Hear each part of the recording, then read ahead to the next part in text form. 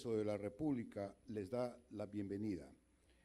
En esta oportunidad, para disfrutar y vamos a desarrollar esta conferencia titulada Sistema Privado de Pensiones, Problemas y Perspectivas.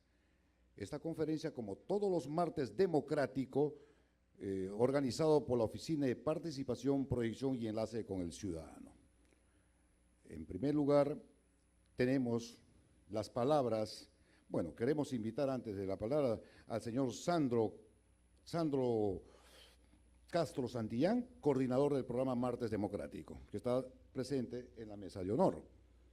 Y nos acompañan otros expositores de lujo. Es un honor presentarles al señor Magíster Leopoldo Gamarra Vilches, profesor titular de Derecho del Trabajo y de la Seguridad Social en la Facultad de Derecho y Ciencia Política de la Universidad Nacional Mayor de San Marcos, y es funcionario también del Congreso de la República como secretario técnico de la Comisión de Trabajo. Nos acompaña también el señor abogado José Antonio Torres Iriarte, tiene un doctorado en Derecho, maestría en Derecho Internacional Económico, docente universitario y asesor consultor en el sector público y privado. Y tiene una maestría también en Ciencia Política. Demos un aplauso a estas personalidades, ¿no? Continuando con esta conferencia, tenemos las palabras de bienvenida y apertura a cargo del señor Sandro Castro Santillán, coordinador pues del programa Martes Democrático. Los aplausos para él, por favor. Buenas noches, distinguida concurrencia. Mi agradecimiento por su participación, como todos los martes, en el auditorio, donde se realizan conferencias de mucha importancia, conferencias de coyuntura nacional y, por supuesto, con temas relacionados a la agenda parlamentaria. Estos son espacios democráticos que nos brinda la Oficina de Participación Ciudadana, como es el caso del programa Martes Democrático, que muchos de ustedes ya le conocen cuál es la dinámica. En esta ocasión se ha preparado un tema bastante importante, el sistema privado de pensiones, problemas y perspectivas. En esta oportunidad tenemos dos invitados de lujo en nuestra mesa de honor, como es el caso del doctor José Antonio Torres Iriarte y el magíster Leopoldo Gamarra Vilches, para quienes, por favor, les pido un fuerte aplauso para ellos. Del mismo modo, también es preciso hacerles recordar que al momento de ingresar se les ha proporcionado una ficha de control que es muy importante para la impresión de sus constancias. Por favor, al momento de retirarse o al momento de culminar la conferencia, por favor no se olviden de hacer la entrega correspondiente. Asimismo, el material, muchas veces nuestros participantes nos señalan de que ¿dónde puedo conseguir el material? Sencillo, ustedes pueden hacerlo a través de las redes sociales, del Facebook de Participación Ciudadana, o también a través de la página web, que es Martes Democrático. Ahí ustedes van a encontrar la presentación que nos proporcionan nuestros expositores y también el video completo de toda la conferencia, desde inicio hasta el final. Sin mayores preámbulos, voy a dejar en uso la palabra al magíster Leopoldo Gamarra Vilches, profesor titular de Derecho del Trabajo y de la Seguridad Social en la Facultad de Ciencia Política en la Universidad Nacional de San Marcos. También, por supuesto, trabajador del Congreso de la República, para quien, por favor, nuevamente, un aplauso bien merecido. Doctor, el auditorio es suyo. Gracias, muy amable. Eso que el auditorio sea mío suena bien, ¿no? Muchas gracias. Bueno, agradezco a la Oficina de Participación Ciudadana y especialmente a este programa que son los Martes Democráticos por invitarme, ya creo que es la segunda vez para hablar un tema similar, ahora quizás con más tiempo, ¿no? Porque esa vez que estuve lo tocamos casi rápidamente, ¿no? Bien, el tema es sobre el sistema privado de pensiones, ¿correcto? Entonces yo quisiera una lámina más, ahí tengo el sumario, ¿no? Que esta vez se me ha ocurrido presentarlo a colores por lo siguiente, ¿no? Hablaré de 7 puntos, espero que mi amigo José Antonio no se aburra, y menos ustedes, ¿no?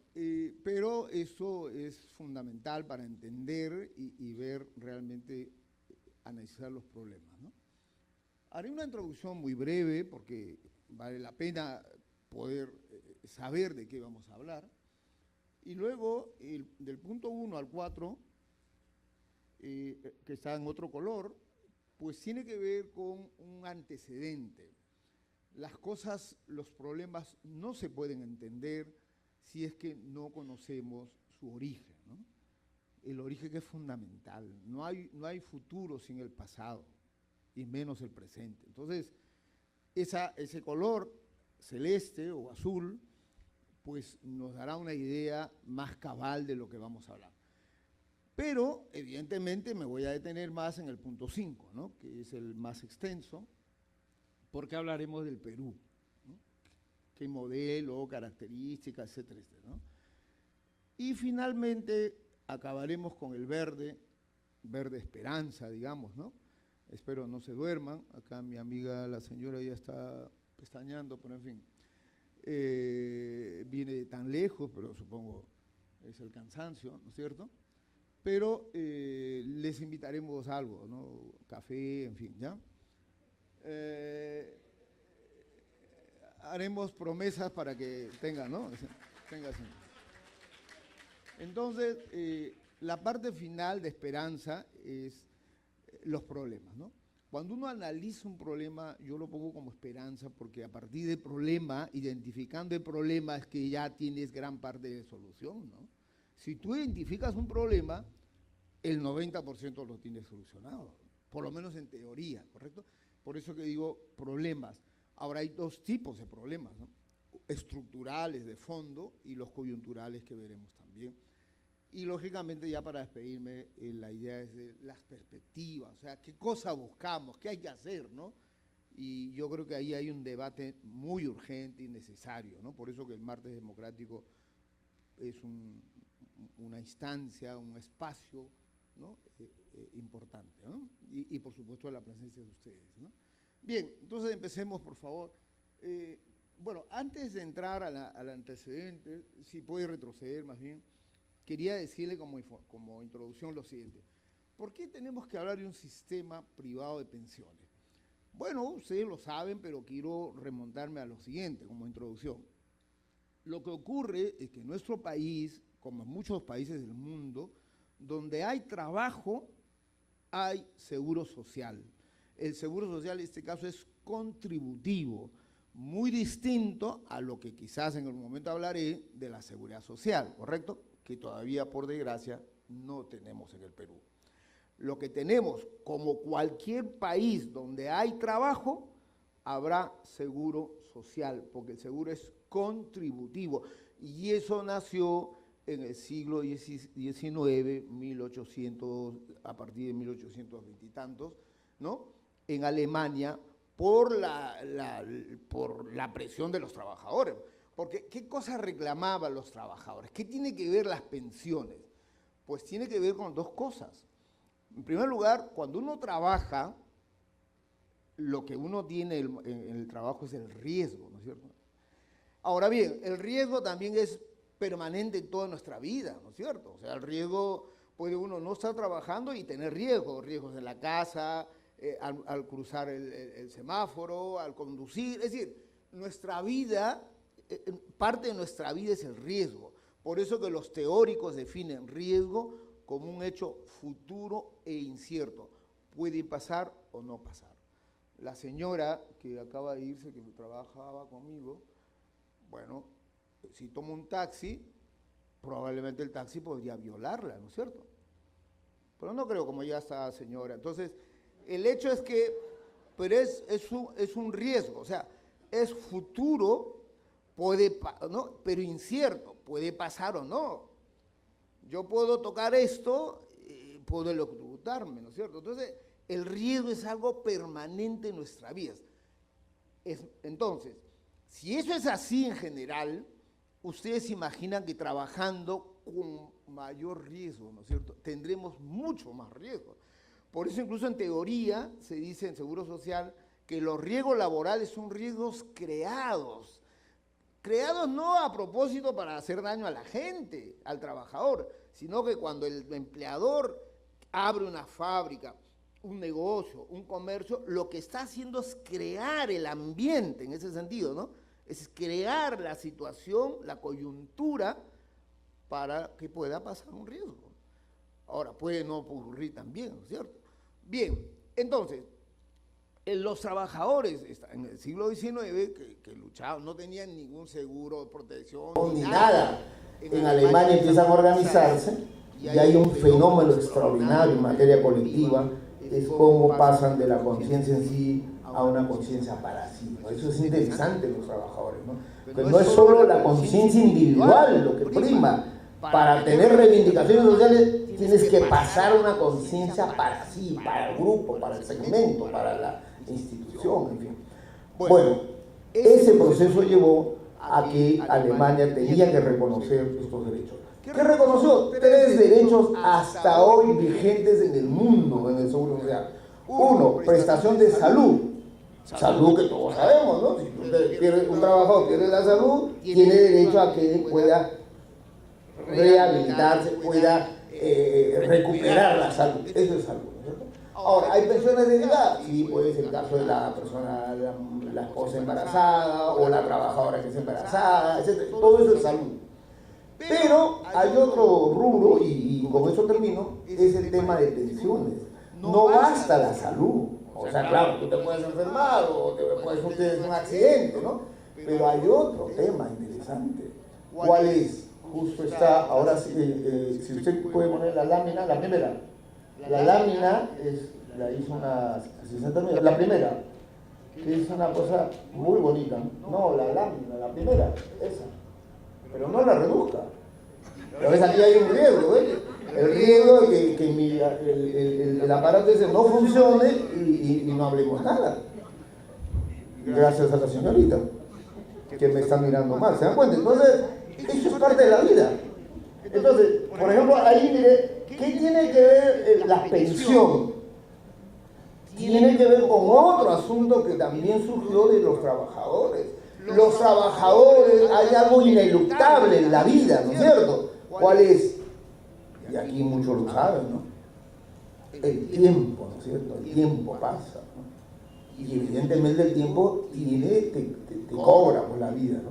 Entonces, por eso que ahí esa digamos, esa infofoto, no sé cómo se llama, es una persona que está caminando contra el tiempo, ¿no es cierto? Algunos decían, no, estaba caminando al Congreso. No, eso es una propaganda, lo puse ahí para que sea que diga pues, que es el Congreso, ¿no? Pero el pobre está caminando hacia el tiempo. Entonces el tiempo, pues lo que hace es, hay una mitología griega incluso sobre el tiempo, ¿no? El dios se come a sus hijos, ¿no? Ese es el Cronos, ¿no? El Cronos se come a sus hijos. Es una cosa simbólica, el tiempo nos come, ¿no es cierto? Algunos están durmiendo y ya están pues, ya devorados, ¿no? Entonces, ya no viven. Entonces, contra eso es que aparece el sistema de pensiones. ¿Para qué? Para proteger. ¿Qué tipo de riesgo? La vejez. Porque la vejez, cuando ya tú llegas a una determinada edad, ya no tienes capacidad de trabajo, tanto físico como puede ser también psicológico, ¿no? Te puedes cansar más, qué sé yo. El hecho es que ya tu capacidad no es igual que la vida activa de un joven hasta, no sé, puede ser 65, 70, en fin. Bueno, entonces, ese sistema de pensiones básicamente tiene que ver con el riesgo de la vejez. Y entonces se le llamó sistema de jubilación. ¿Y por qué jubilación? Porque evidentemente el término jubilación proviene del hebreo yubileo, ¿no? Que significa liberación, ¿no? Los judíos, también la Iglesia Católica ha tomado eso, cada 50 años pues se celebraba la fiesta de el jubileo, ¿no? De liberación. Los esclavos se liberaban, las deudas se olvidaban y en fin, entonces claro que la Iglesia ahora solo perdona los pecados, porque ya no las deudas, tampoco hay esclavos, ¿no? Entonces por eso se llama jubilación, de jubileo. Y efectivamente en otros lugares donde hay seguro social o seguridad social, la jubilación es interesante porque efectivamente la persona que llega a una edad pues se libera del trabajo y tiene recursos, tiene una pensión para poder vivir. Eso por un lado. Por otro lado, en la pensión también hay otro tipo de pensión. ¿Cuál sería? A ver. Bueno, está el caso de la invalidez. Claro, porque tiene que ver con la... O sea, tú ingresas a trabajar y puede ser que tengas un accidente muy grave, estás en estado de coma o una invalidez total, etcétera. Ese también recibe una pensión. Ahora, hay pensión derivada, porque el titular se muere y se queda la esposa, ¿no? O los hijos, ¿no? A veces la esposa mata al marido, por ejemplo. Ese es otro tema. El hecho es que se llama pensión de sobrevivientes, porque alguien que sobrevive al titular. Ese es el sistema de pensiones. ¿No? Ese es el sistema de pensiones. Entonces, ahora sí, con esa larga introducción, voy a entrar ya a lo que es mi tema, ¿ya? Espero acabar a las 10 de la noche, ¿no? Bueno, a ver, entonces, veamos antecedentes, rápidamente. Ahora bien, voy a entrar rápidamente al Perú, ¿ya? Porque luego voy a, en el contexto, voy a colocar qué ha pasado, cómo nace, porque estoy hablando del sistema privado de pensiones. Ahora bien, en el mundo, cuando aparece el sistema de pensiones, aparece como sistema público, digamos, regulado por el Estado. Y bueno, no sé si aquí habrá alguien de AFP, pero yo no me quiero pelear con el sistema privado, pero si ustedes van a los lugares, a los países donde funciona el sistema de seguro o seguridad social, todo ese seguro social es público. Así nació, porque el origen tiene que ver con un principio básico, que es el principio de la solidaridad. ¿En qué consiste esto? Que hay una solidaridad, no que sean buena gente, sino que la solidaridad intergeneracional. Los jóvenes pagan para que los que necesitan cobren. Y por eso que el sistema en el mundo, sobre todo en Europa, funciona. En cambio, el sistema privado no. El sistema privado no hay principio de solidaridad. Eso es algo individual. Tú pagas a una cuenta individual, algo así como si fueras un ahorro en el banco, y dependerá tu pensión de ese monto que tú ahorras. Ahora, ese sistema del Perú nació en 1990. Y es curioso, mire, porque al final les voy a preguntar algo. Nace con un decreto ley.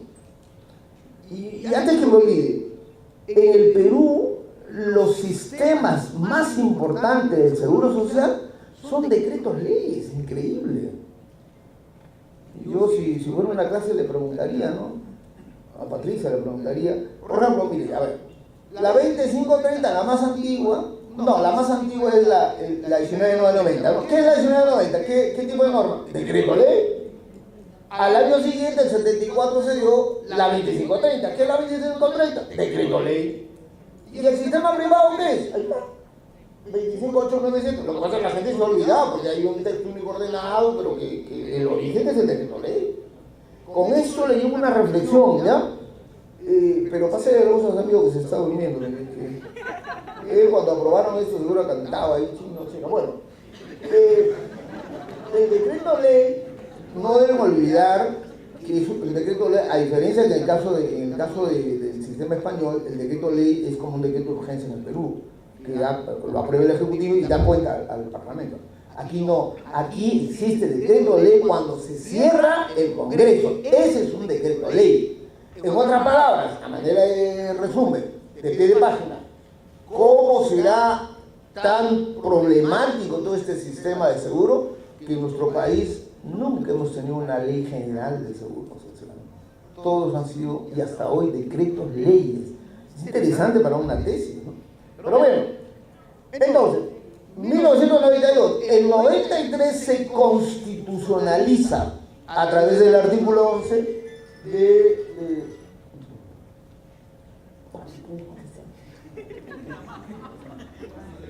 entonces se constitucionaliza a través del artículo 11 de la Constitución del año 93. Y ahí está el artículo 11, nunca deben olvidar, ustedes dice, el Estado garantiza el libre acceso a prestaciones de salud y a pensiones a través de entidades públicas privadas. Nunca hemos tenido privatización de salud. Simplemente ustedes saben por qué, ¿no? ¿Por qué creen? Porque el sistema privado de salud es imposible que las empresas puedan ganar. Porque es costosísimo atender salud. ¿Se imaginan ustedes atender una cirugía de corazón, qué sé yo, ¿no? En cambio, el sistema privado no hay mayor gastos. Pero bien, eso lo saben mejor que yo. Además me están grabando, de manera que tengo que tener cuidado, ¿no? Porque luego me despiden en el Congreso. Luego tenemos el decreto supremo, el de 97, lo que hace es ser texto único ordenado, por eso que la gente se oye el decreto ley. Pero el decreto ley es la madre, ¿no? Y la finalidad, entre comillas, era contribuir al desarrollo, al fortalecimiento del sistema previsional en el Perú, ¿no? Esa es su finalidad. Bueno, ahora veremos si la cumplimos. Bien, pasemos a otro punto. Este punto lo voy a tomar rápido, ¿eh? Pero vale la pena, porque si no, no se entiende estas cosas. Tenemos que contextualizar. ¿Por qué en 1992 el Perú lleva a privatizar un sistema de seguro? ¿Cómo aparece? Bueno, tiene que ver con contexto internacional. El año 90, ahí está. En los años 90, toda la década 90, en América Latina especialmente, hay un problema de cuestionamiento al Estado, ¿no es cierto? Hay un problema, un fenómeno económico que se llama globalización. Pero algo más concreto. En 1990, en Estados Unidos, en Washington, se aprobó el famoso Consenso de Washington, que es una propuesta que todavía vive el economista Williamson, es una propuesta que hizo Williamson al Banco Mundial, al Fondo Monetario, a los 8 países más ricos del mundo, y ellos lo aprobaron en Washington. Como aprobaron en Washington, se llama Consenso de Washington. Y como aprobaron en Washington, pues a nivel mundial.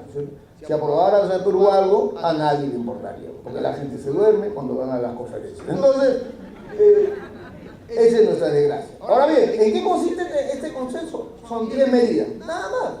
Entren ustedes a Google, eso hay cantidad de obras sobre esto, en todos los idiomas que quieran. Ponga el Consenso de Washington, va a ver todos los 10 instrumentos.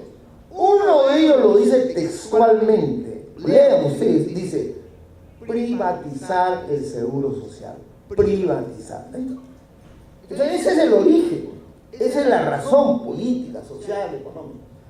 Y por supuesto, el sustento es tres ideas. Dice, hay que tener parámetros macroeconómicos sanos, ¿no? Pues no se puede exceder en gastos públicos, etc. Y por lo tanto, el Estado hay que reducirlo a lo más pequeño, ¿no? Y finalmente, el sector privado es el más eficiente para administrar, para poder regular este tipo de funciones públicas. Entonces, esa es la idea, esa es lo que plantea. Bien, pasemos a punto 3. Con toda esta idea, ahora, el Consenso de Washington, ojo, se aprobó en 90, pero ya en América Latina hubo una experiencia impresionante, fue en 1980. ¿Saben quién fue, no? Fue en Chile, en la época de Pinochet, el presidente Piñera, el hermano, dicen que era pobre, ahora tiene avión propio, tiene casi la riqueza de Chile. Él fue quien inventó esta situación del sistema privado y lo aplicó con Pinochet. De manera que Williamson tampoco es el que ha hecho un estudio, no, él toma algunas ideas de la experiencia chilena y lo propone a Washington y y las grandes, estas instituciones que les he dicho, aprobó. Bien, porque luego recién, a partir del 90, el 92 exactamente, recién se va a implementar en América Latina, casi en toda América Latina. Nosotros fuimos el segundo alumno, ¿no? Muy aplicado, por cierto, ¿no? En el 92 aplicamos a rajatabla y tal, el ley, luego Argentina en el 93, pero claro, en el 93 lo que pasa es que luego, ustedes saben que hay un asterisco, luego regresó al modelo público, ¿no? Luego estaba Uruguay, Bolivia, México, en fin, era un cuadro simplemente para decirle cómo es que en América Latina se empieza a implementar. Bien, punto 4, por favor. Bueno, se dan cuenta que estoy avanzando. Bien, una vez que ya se aplicó en toda América Latina, pues uno deduce, después de tantos años, del año 80, ya más de 30 años, ¿no? Entonces, vamos a ver que uno puede caracterizar 3 modelos, o sea, modelos parecidos de cada país, ¿no? Hay un modelo que se llama sustituto, suena medio feíto, ¿no? Por la parte final. Sustituto porque sustituye totalmente. El caso típico de Chile. En Chile no hay privado, no hay público, solo privado. O ahora, por ejemplo, en Argentina no hay privado, solo público. Eso es sustituto, ¿no?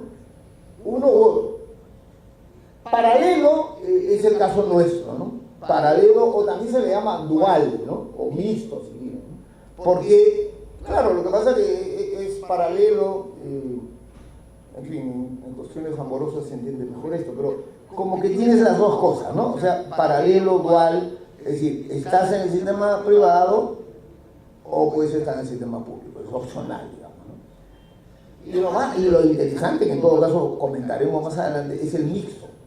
El paralelo se conoce como dual también, pero el mixto es la mixtura, es la unión, ¿no es cierto? Que es el caso típico Uruguay, Costa Rica, y ahora, curiosamente, Ecuador está entrando a ese modelo. ¿Qué quiere decir? A ver, el sustituto que tú separas uno u otro, el paralelo es que puede ser el privado o público, y el mixto es que tienes una base pública, como el caso de Uruguay típicamente, base pública para todos los trabajadores, y sobre esa base pública tienes un privado, para aquellos que tienen más ingresos, pero garantizas a todos. Y eso es lo que también está haciendo ahora Ecuador, ¿no? Bien, pasemos al número 5.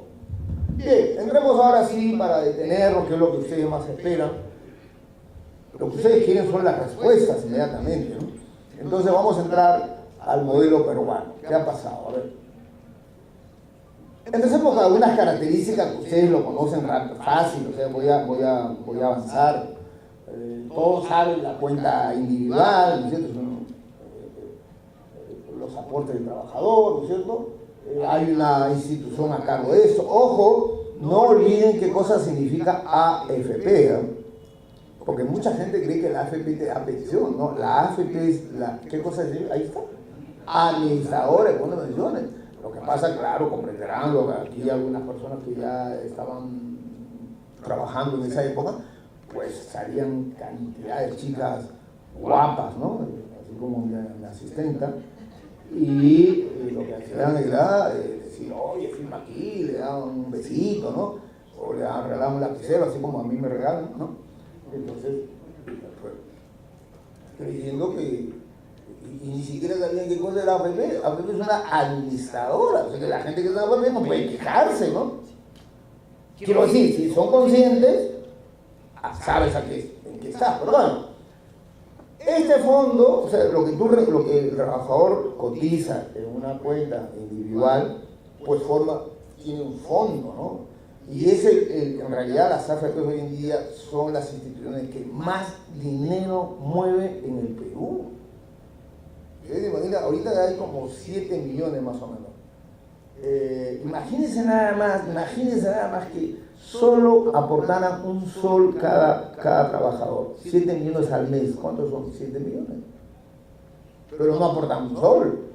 Bueno, imagínense, ya multipliquen por 100, ya está hablando de una cantidad extraordinaria. Ninguna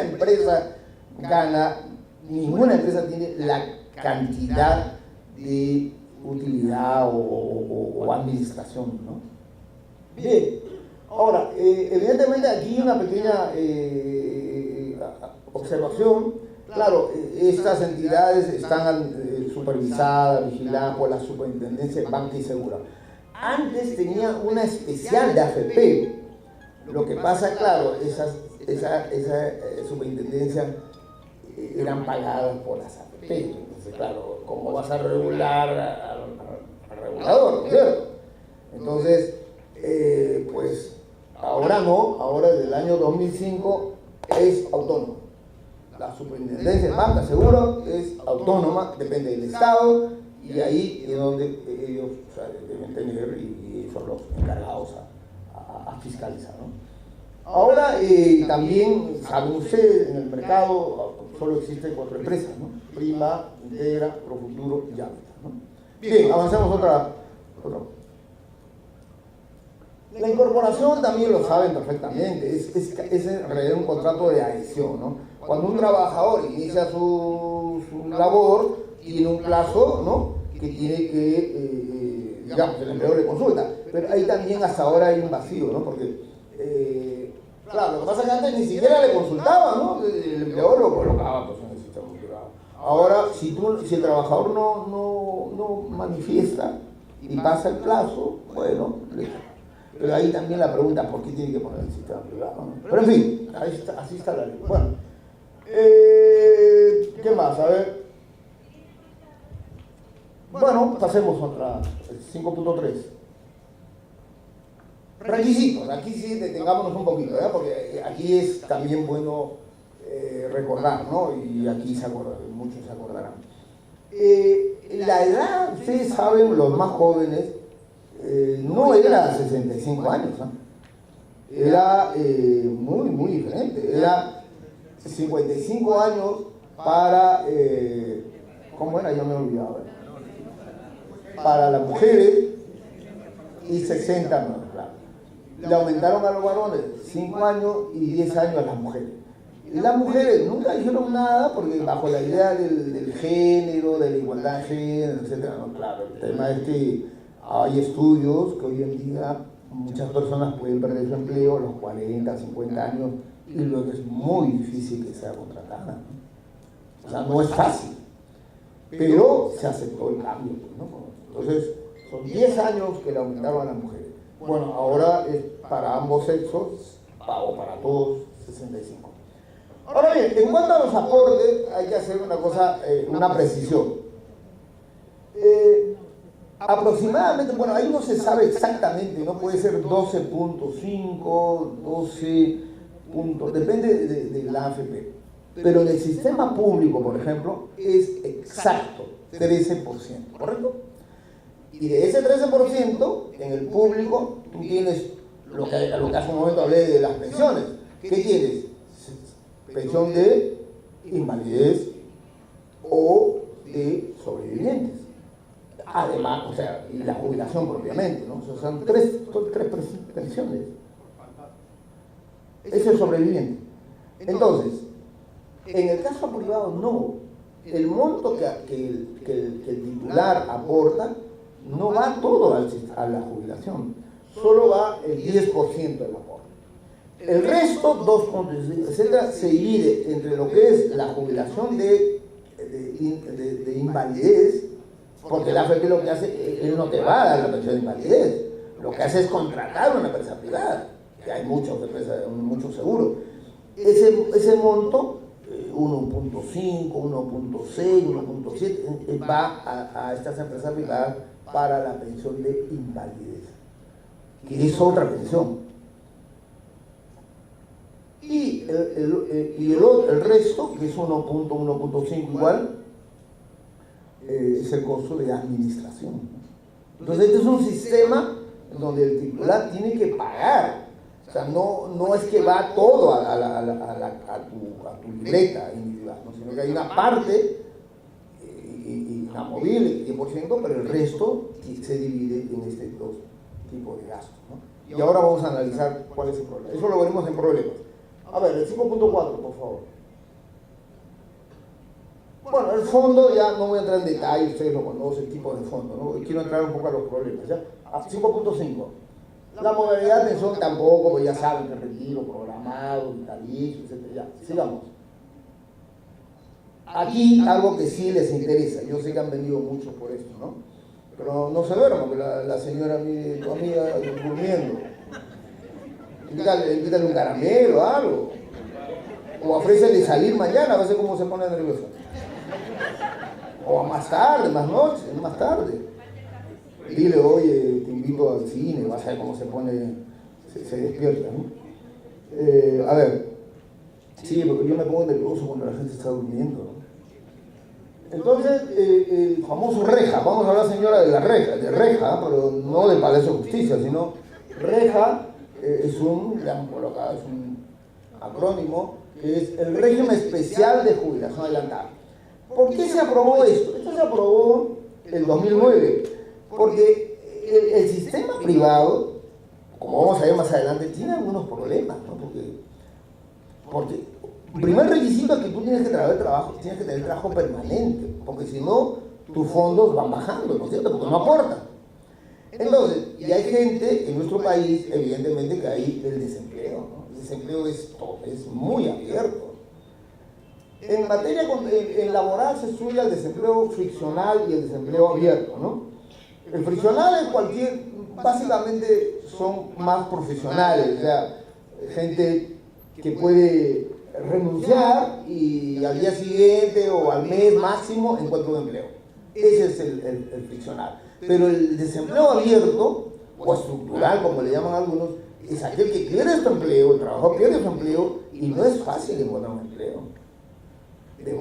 Mucha gente demora 2, 3 años. Entonces, estoy hablando de empleo fijo, ¿no? Ahora bien, entonces, si la gente tenía su dinero como aporte, etc., entonces en 2009 dijeron, mire, lo que pasa es que nuestros países son muy hábiles para estas cosas. No, hay que aprobar este famoso reja, ¿para qué? Para que la gente que está desempleada un año, ¿no es cierto? Y que tenga ya la edad de 55 de varones y 50 en mujeres, como recordando cuando se jubilaban, ¿no? Y que si calculan su pensión, o sea, eso se llama un corrido económico, ¿no? O sea, tanto tienes, a ver cuánto este señor tendría de pensión. Si esa pensión resulta ser igual o mayor que un salario mínimo vital, entonces sí procede esa famosa jubilación anticipada. ¿Ya está? Entonces, ¿cuál es el efecto? A ver, la otra lámina, por favor. El efecto es que si se cumplen los 3 requisitos, evidentemente tú puedes, te pueden entregar el 50% de lo que tú tienes. Y el 50% se queda para efectos de razón previsional, ¿no? Bueno, ahí hay un debate, ¿no? Porque luego se aprobó en el caso de las personas que sufran cáncer terminal, esa es otra cosa, ¿no? Ya, si tiene cáncer terminal, metástasis, ya para qué vas a guardar el 50%, ¿no? Y le das todo, pues, ¿no? Para que ya lo disfrute el poco tiempo que le queda. Bueno, bien, ¿qué cosa pasó de 2009? Ese es el tema en nuestro país. A partir de 2009 se cumplió la fecha y se empezó desde el 2012 a prorrogar, hasta la última prórroga que del año 2006 con la ley 30.049/25, que se prorrogó hasta diciembre del año pasado, 18 de diciembre, 31 de diciembre. Bueno, se acabó el 2018. Entonces ahí voy a explicar qué ha pasado. Bueno, no voy a criticar a los congresistas porque acá está Sandro, pero yo creo que ahí hubo un retraso en la comisión de trabajo, ¿no? Lo que pasó es que yo no he estado, ustedes comprenderán. Tengo que hablar mal, ¿no? Como no he estado ahí. Tuve un largo viaje, entonces se demoraron y finalmente prorrogaron un año, pero miren lo que se está debatiendo, solo prorrogaron un año más. Bueno, en realidad están planteando hasta el 2021, ¿ya? Pero se les demoró, con todos los problemas que ha habido en el Congreso, y lo aprobaron, hay una autógrafa, pero el Ejecutivo ha observado. Y la observación es increíble, porque el Ejecutivo dice, no, pero si ya no hay desempleados en el Perú. Es impresionante, yo lo tengo, y les puedo dar... creo que por qué me salió. Lo pienso. Les puedo dar porque tenemos lo que el Ejecutivo ha enviado al Congreso. O sea, la observación, o sea, así funciona. El Congreso, la Comisión aprueba, se llama dictamen. El dictamen pasa al Pleno, el Pleno, todos los congresistas lo aprueban, se llama autógrafa. La autógrafa se remite al Ejecutivo para que promulgue, que tiene 15 días. Pero el Ejecutivo puede observar, o puede decir que está bien. Si está bien, promulga. Si observa, regresa al Congreso. El Congreso tiene dos opciones: o se allana la observación o insiste. Si insiste, se aprueba la ley, ya no por el Ejecutivo, sino por el Congreso. Pero eso se ha demorado mucho. ¿Por qué? Porque la observación ha llegado después del 31 de diciembre. Entonces ahorita hay un problema serio. ¿Qué vas a insistir de una norma derogada? Porque ya está derogada, ¿no? Bueno, más que derogada es que no está prorrogada, digamos. Ya está. Pero ahí se puede argumentar de que, bueno, que la observación llegó o se aprobó la autógrafa cuando todavía estaba vigente, en fin. La mejor salida es a presentar un nuevo proyecto de ley, pero que este se convierta en un régimen más, así como su nombre dice, reja, y no que se esté prorrogando año tras año. Eso me parece lo más pertinente. Bien, avancemos entonces, ¿ya?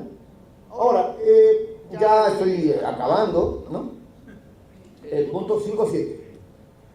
Aquí quiero desarrollar dos reformas grandes que hemos tenido, ¿no?, en el sistema privado.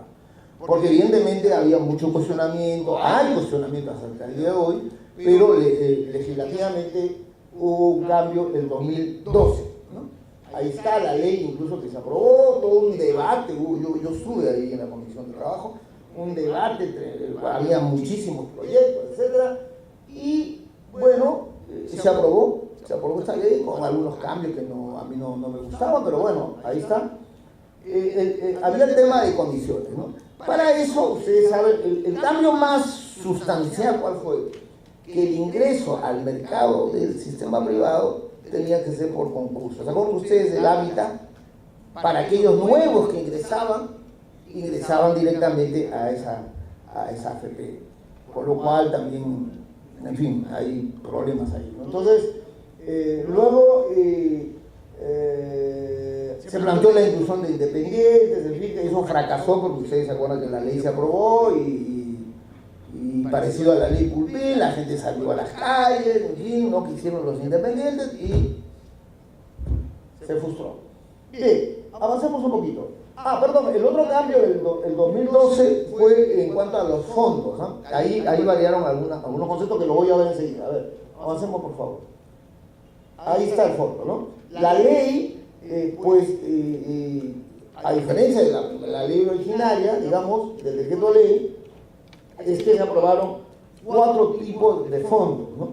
La idea era preservar, o sea, garantizar que aquella persona que digamos, no tiene muchos ingresos, pero que está aportando, no sufra el tema que voy a analizar más adelante del problema bancario, el problema de la inseguridad financiera, ¿no? Esa era un poco la idea. Bueno, avancemos. Luego, el 2016, la última reforma, esto sí es criticable, ahí me voy a detener un poquito. Ahí he puesto los billetes, y a los que les gustan los billetes, señora, a ver si no se duerme mirando $1, miren. Ahí están todos los billetes. ¿Qué cosa se aprobó en 2016? Eso realmente, y se lo digo, y he discutido con muchos congresistas y todo, porque hay cosas de fondo que vamos a analizar ahorita. La principal, o sea, digamos, la reforma principal que se hizo en 2016 fue la devolución de los aportes. Y además se hizo con 2 leyes. Esta ley 30.425 luego fue modificado por la 30.428. ¿Por qué? Porque aquí incluso se aceptaba y no se determinaba, o sea, se aceptaba 95.5% de retiro del dinero de un aportante. Pero se olvidó aclarar cómo quedaba el caso de salud. Ustedes saben que un pensionista paga salud, ¿no es cierto? Pagan 4%. Ahora bien, escuchen por favor, si un pensionista, o sea, si el riesgo es la vejez, ¿cuándo más necesita la atención médica una persona? Cuando está viejo, pues no cuando tenga 20 años. Entonces es irresponsable que hicimos ver, yo me encargué de decir, oye, pero ¿qué está pasando, no? ¿Cómo van a hacer que la gente se quede sin seguro de salud? Y se tuvo que aprobar la 30.428, que ya no puse ahí para no aburrirlo, en donde se rectifica y se dice, pueden retirar el 95% y su 5% se va a quedar en la AFP para que la AFP pueda pagar el seguro de salud. Ahora, pero ahí hay un cuello de botella. Pónganse a pensar, un minuto por favor. El tema irresponsable es ¿cuál? ¿De qué 5% estás hablando? ¿De qué 5% estás hablando? Dependerá cuánto de plata tengas, ¿no es cierto? Imagínate que tengas no sé, pues hay gente que ha salido con 20.000 soles. ¿Y cuánto es su 5%? Ese 5% no le va a alcanzar ni 2 años de salud. O sea, eso me parece irresponsable, honestamente. Eso por un lado, pero por otro lado, más irresponsable todavía es que no puede ser que la gente se le dé esa facilidad. O sea, estás rompiendo la estructura de un sistema que por más que sea privado, es un sistema de pensión. En todo caso, pues tendrían que cerrar el sistema privado y entrar al público, pero lo que no puedes hacer es que la gente disponga de dinero. Se rompe el sistema. Es como que a mí me inviten a esta conferencia y yo no venga ni con, bueno, mi amigo José Antonio, no te quiero criticar, supongo, no vengo con PowerPoint, vengo con varios payasos y nos vamos a bailar. Bueno, eso es desnaturalizar un acto académico, ¿no? Ustedes mismos estarían extrañados. Igual aquí, si el sistema de seguro social, porque este seguro social, aunque sea privado, es para garantizar la vejez de las personas, de los trabajadores. Bueno, el joven sale porque no le importan los viejos. Además, todavía le quedan 50 años. ¿No? Pero las personas mayores son los que más necesitan la salud. ¿No? ¿Qué hace la gente? Hay más de... se calcula que han sacado ya cerca de 200.000 soles del sistema privado. Millones, perdón, no millones. Ahora, ¿qué hace la gente? Pues después de esa foto, esos dibujitos. Lo que hace la gente, ahora, los viejos, ¿qué hacen? Los hijos son más vivos, ¿no? Dicen, papá, tienes que sacar y se compra un carro, un televisor, el viejo empieza a viajar, ¿no? Y se gasta toda la plata. O sea, hay una cosa, seamos conscientes. Mire, yo puedo debatir esto lo que quieran toda la noche si quieren. El ser humano en general no tiene cultura previsional. Es verdad que hay otras culturas, otros lugares, países que pueden tener algo de racionalidad, pero en general el ser humano no tiene cultura previsional. ¿Qué quiere decir cultura previsional? ¿Acaso un joven y esa señorita están pensando que mañana te vas a morir? No es cierto, están pensando que llegue viernes para irse a la discoteca y con quién se van, ¿no es cierto? Igual algunas de las señoras están pensando en dormir rico toda la noche. Entonces, sería insensato que el ser humano esté pensando, me voy a caer, ¿no es cierto? Que me voy a morir mañana y que tengo que ahorrar. El ser humano ha nacido para ser feliz. El ser humano tiene esa característica. Entonces, por eso es que hay una responsabilidad del Estado. Entonces no le puedes decir, oiga, administre su dinero. Bueno, ya saben lo que están haciendo, ¿no? Entonces eso me parece irresponsable, la devolución del reporte, porque acabas con un sistema, haces que la gente viva un poco y al final van a sufrir, ¿no? ¿Y para quién va a ser la carga? Cuando los hijos se gastan el dinero y el viejo queda en la calle, ¿quién va a encargarse? Nuevamente el Estado, pero ¿en qué condiciones? Ese es el problema. Entonces, eso es debatible, en todo caso es debatible, ¿no? Bien, avanzo porque ya José Antonio está molesto. Vamos a entrar al tema 6, ya penúltimo, ya con esto señora, ya tranquila. Problemas. ¿Cuáles son los problemas del sistema peruano? ¿Cuáles son los problemas? Yo He colocado ahí dos, uno estructural y otro coyuntural.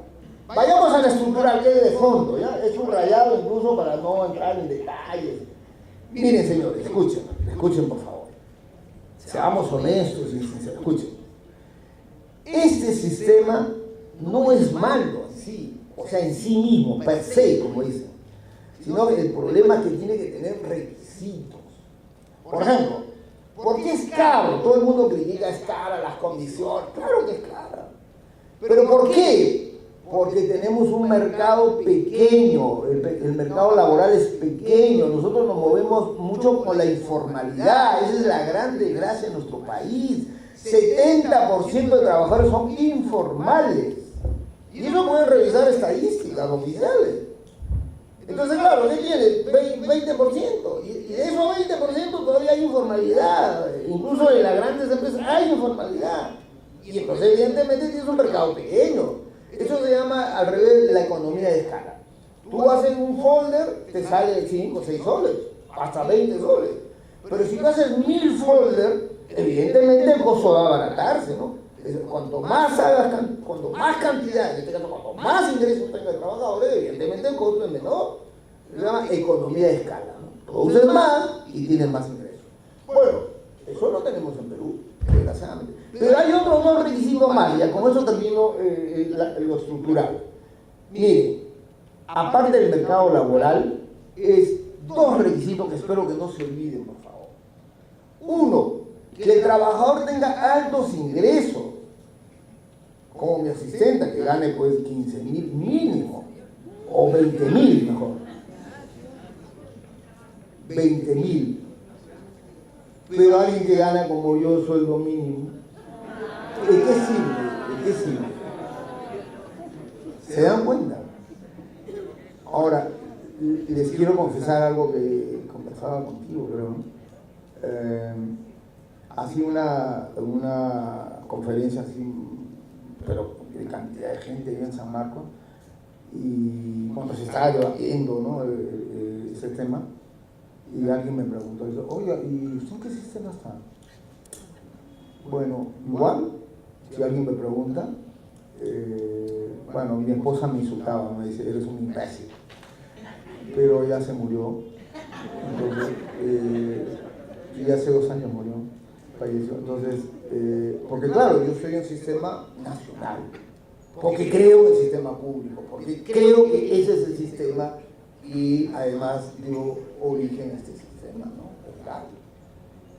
Evidentemente a mí me convendría el sistema privado, pero ¿cómo puedo hablar de estas cosas? ¿Cómo puede ir un profesor no solamente lo que dice? El profesor tiene que tener ética, tiene que, pues, demostrar con lo que dice, ¿no? Si no, como este señor me escucharía, que es un gran crítico.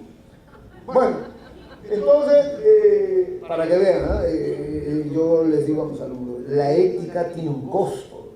Porque si la ética fuera un placer, se imaginen, todo sería placentero, ¿no?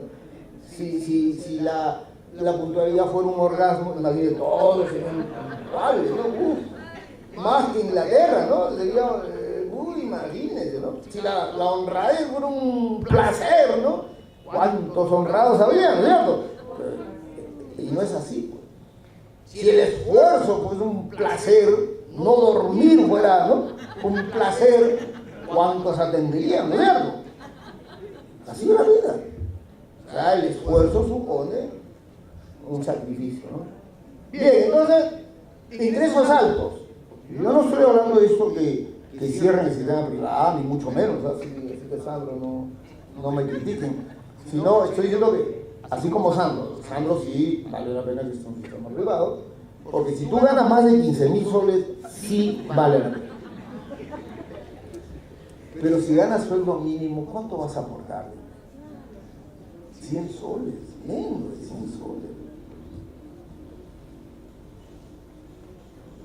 ¿Se dan cuenta? Pero no basta tener sueldos altos, sino hay que tenerlo permanentemente, porque algunos que tienen sus amiguitos que ganaron la municipalidad, qué sé yo, pueden estar ganando bien 5 años y luego pateando latas, 5 hasta llegando otro alcalde. Entonces ahí se hace un forado y simplemente. Entonces, hay dos requisitos claros, bueno, tres, ¿no? El mercado de trabajo, que hay que ampliar, hay que formalizar, pero a la vez también que la remuneración pues sea mejor, ¿no? Y que sea continua, etc. Bien, eso es estructural, eso no lo va a arreglar, uno mismo no lo puede arreglar, salvo que consigas un buen trabajo, etc. Bien, el coyuntural, a ver. Bueno, aquí ya entramos con cosas feas, ¿no? Miren, son datos de la SBS, yo no estoy diciendo. Este año las AFP ganaron 488 mil millones de utilidades. Millones, no es de 400 millones, 480 mil millones. Esta jovencita debió ir a buscar un funcionario de una AFP. 458 mil millones de utilidades.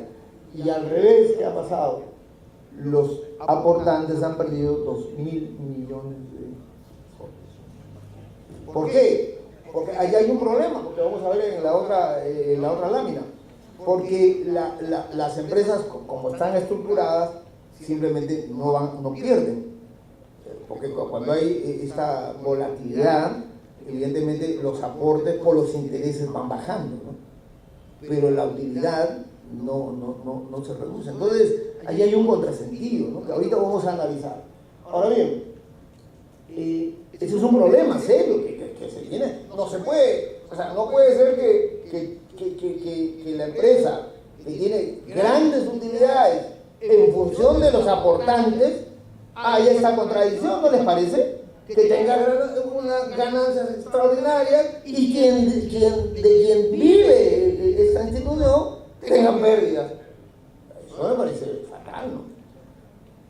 Y eso tiene que ver con otra cosa, que el 54% de la cartera administrativa de inversiones es en el Perú, pero 44%, casi 50%, 44%, 6% exactamente, se invierte en el exterior. Y en el exterior ustedes saben que hay un problema serio, ¿no? Hay un problema de inestabilidad económica. América Latina todavía estamos bien, pero Europa, Estados Unidos, Japón, China están con problemas serios en la bolsa. Y por eso incluso hay un temor con este presidente que es loco de Estados Unidos, ¿no es cierto? Que hay un temor que hay una guerra, ya no nuclear, una guerra comercial, lo que ya empezó entre China y Estados Unidos, y eso va a llevar a una volatilidad impresionante en todo el mundo. Y entonces ahí es que se afecta el sistema privado. Bien, y el otro problema, que ya mencioné, el tema de la devolución de aporte, que me parece mal, y el tema de la jubilación adelantada, que había que crear como un régimen, ¿no? Bien, termino con 6.7, ya está. Esta es la última. Antonio ya se está durmiendo también, Antonio. Termino con este punto, ¿ya? Perspectivas y debate. O sea, hay que debatir, como estamos haciendo ahora, como conversando, etc. Yo creo que hay que regular, y para eso está el Congreso, ¿no? El cobro de condiciones habría que mejorar, ¿no? Y las condiciones, etc. Pero sobre todo la rentabilidad. O sea, no puede haber esa contradicción entre ganancias, ¿no?, empresariales y pérdidas de aportantes. Entonces, la rentabilidad de los aportes tiene que ver con la rentabilidad de las AFP. Me parece que debe haber coherencia ahí, ¿no? Y eso supone, yo he puesto por ahí, debería haber un fondo indexado. Si son 4.800 millones de dólares, oiga, ¿por qué el Estado no impone un fondo de indexación? Justamente para épocas de malas, para épocas de crisis, ¿no? Y luego hay un tema también, claro, todo eso, ¿qué tiene que ver todo eso? ¿Cómo se puede resolver? Oiga, las decisiones grandes de estas empresas que afectan a miles de trabajadores, los trabajadores no pueden estar ausentes, ¿no les parece? Aunque sean de veedores quiere decir que no pueden hablar, no votan, pero pueden ver. Claro, y ya cuando tú tienes a alguien que no es tu gente, ¿no? Tienes que tener mayor cuidado, ¿no es cierto? Pero estas decisiones tan grandes que afectan a mucha gente, necesariamente me parece que tiene que haber una participación de los pensionistas o en todo caso de los afiliados, ¿no? Ahora, alguien dirá, ¿pero cómo? Bueno, eso es otro tema, ¿no? Ya eso se podrá debatir, discutir, lo que sea. Pero sí tiene que haber un veedor. Eso que debería incluso votar igual que un accionista, ¿no? Bueno, la competencia que he mencionado, por ejemplo, ¿por qué no se hace una AFP del Estado? Sí, a ver, ¿no? Me refiero del Estado, o sea, público. Y eso daría más competencia, ¿no? Pero en fin, ahora sí, creo que eso es todo, ¿no? Sí, bien. Solamente me olvidé, ahí no está en el PowerPoint, es que el problema estructural, creo que está, pero lo he pasado rápido, es que no olviden también lo siguiente. Mire, si hemos empezado hablando de riesgo, entonces, las pensiones, lo que te cubren, te protege de qué riesgo? El riesgo de la vejez, ¿cierto? En general, el riesgo también de una invalidez, etcétera, o que huérfanos tus hijos, etcétera. Ahora bien, pero en el sistema privado, además, el trabajador sufre de otro riesgo. ¿Cuál es?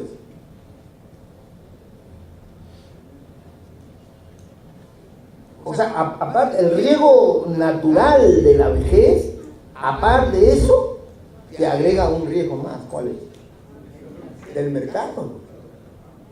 Claro, el riesgo financiero, ¿no? Es un riesgo. Porque ¿qué pasa si mañana hay una devaluación enorme? Pues estas cifras se van al diablo, ¿no? Entonces, yo creo que esto es una reflexión, no podemos crear más riesgos a los propios titulares, a los trabajadores, a los que son pensionistas también, por supuesto, ¿no? Sino que tiene que haber un riesgo general que es la jubilación. Bien, señores, muchas gracias.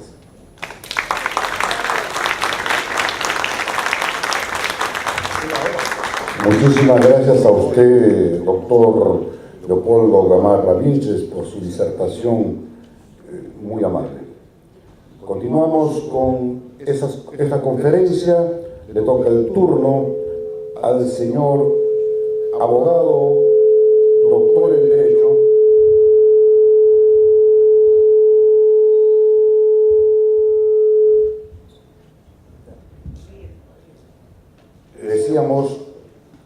presentamos al señor doctor José Antonio Torres Iriarte, que él es abogado con doctorado en Derecho, maestría en Derecho Internacional Económico, docente universitario y asesor consultor en el sector público y privado.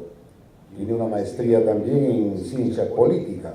El tema que le corresponde al doctor es el financiamiento del sistema privado de pensiones en el Perú y América Latina.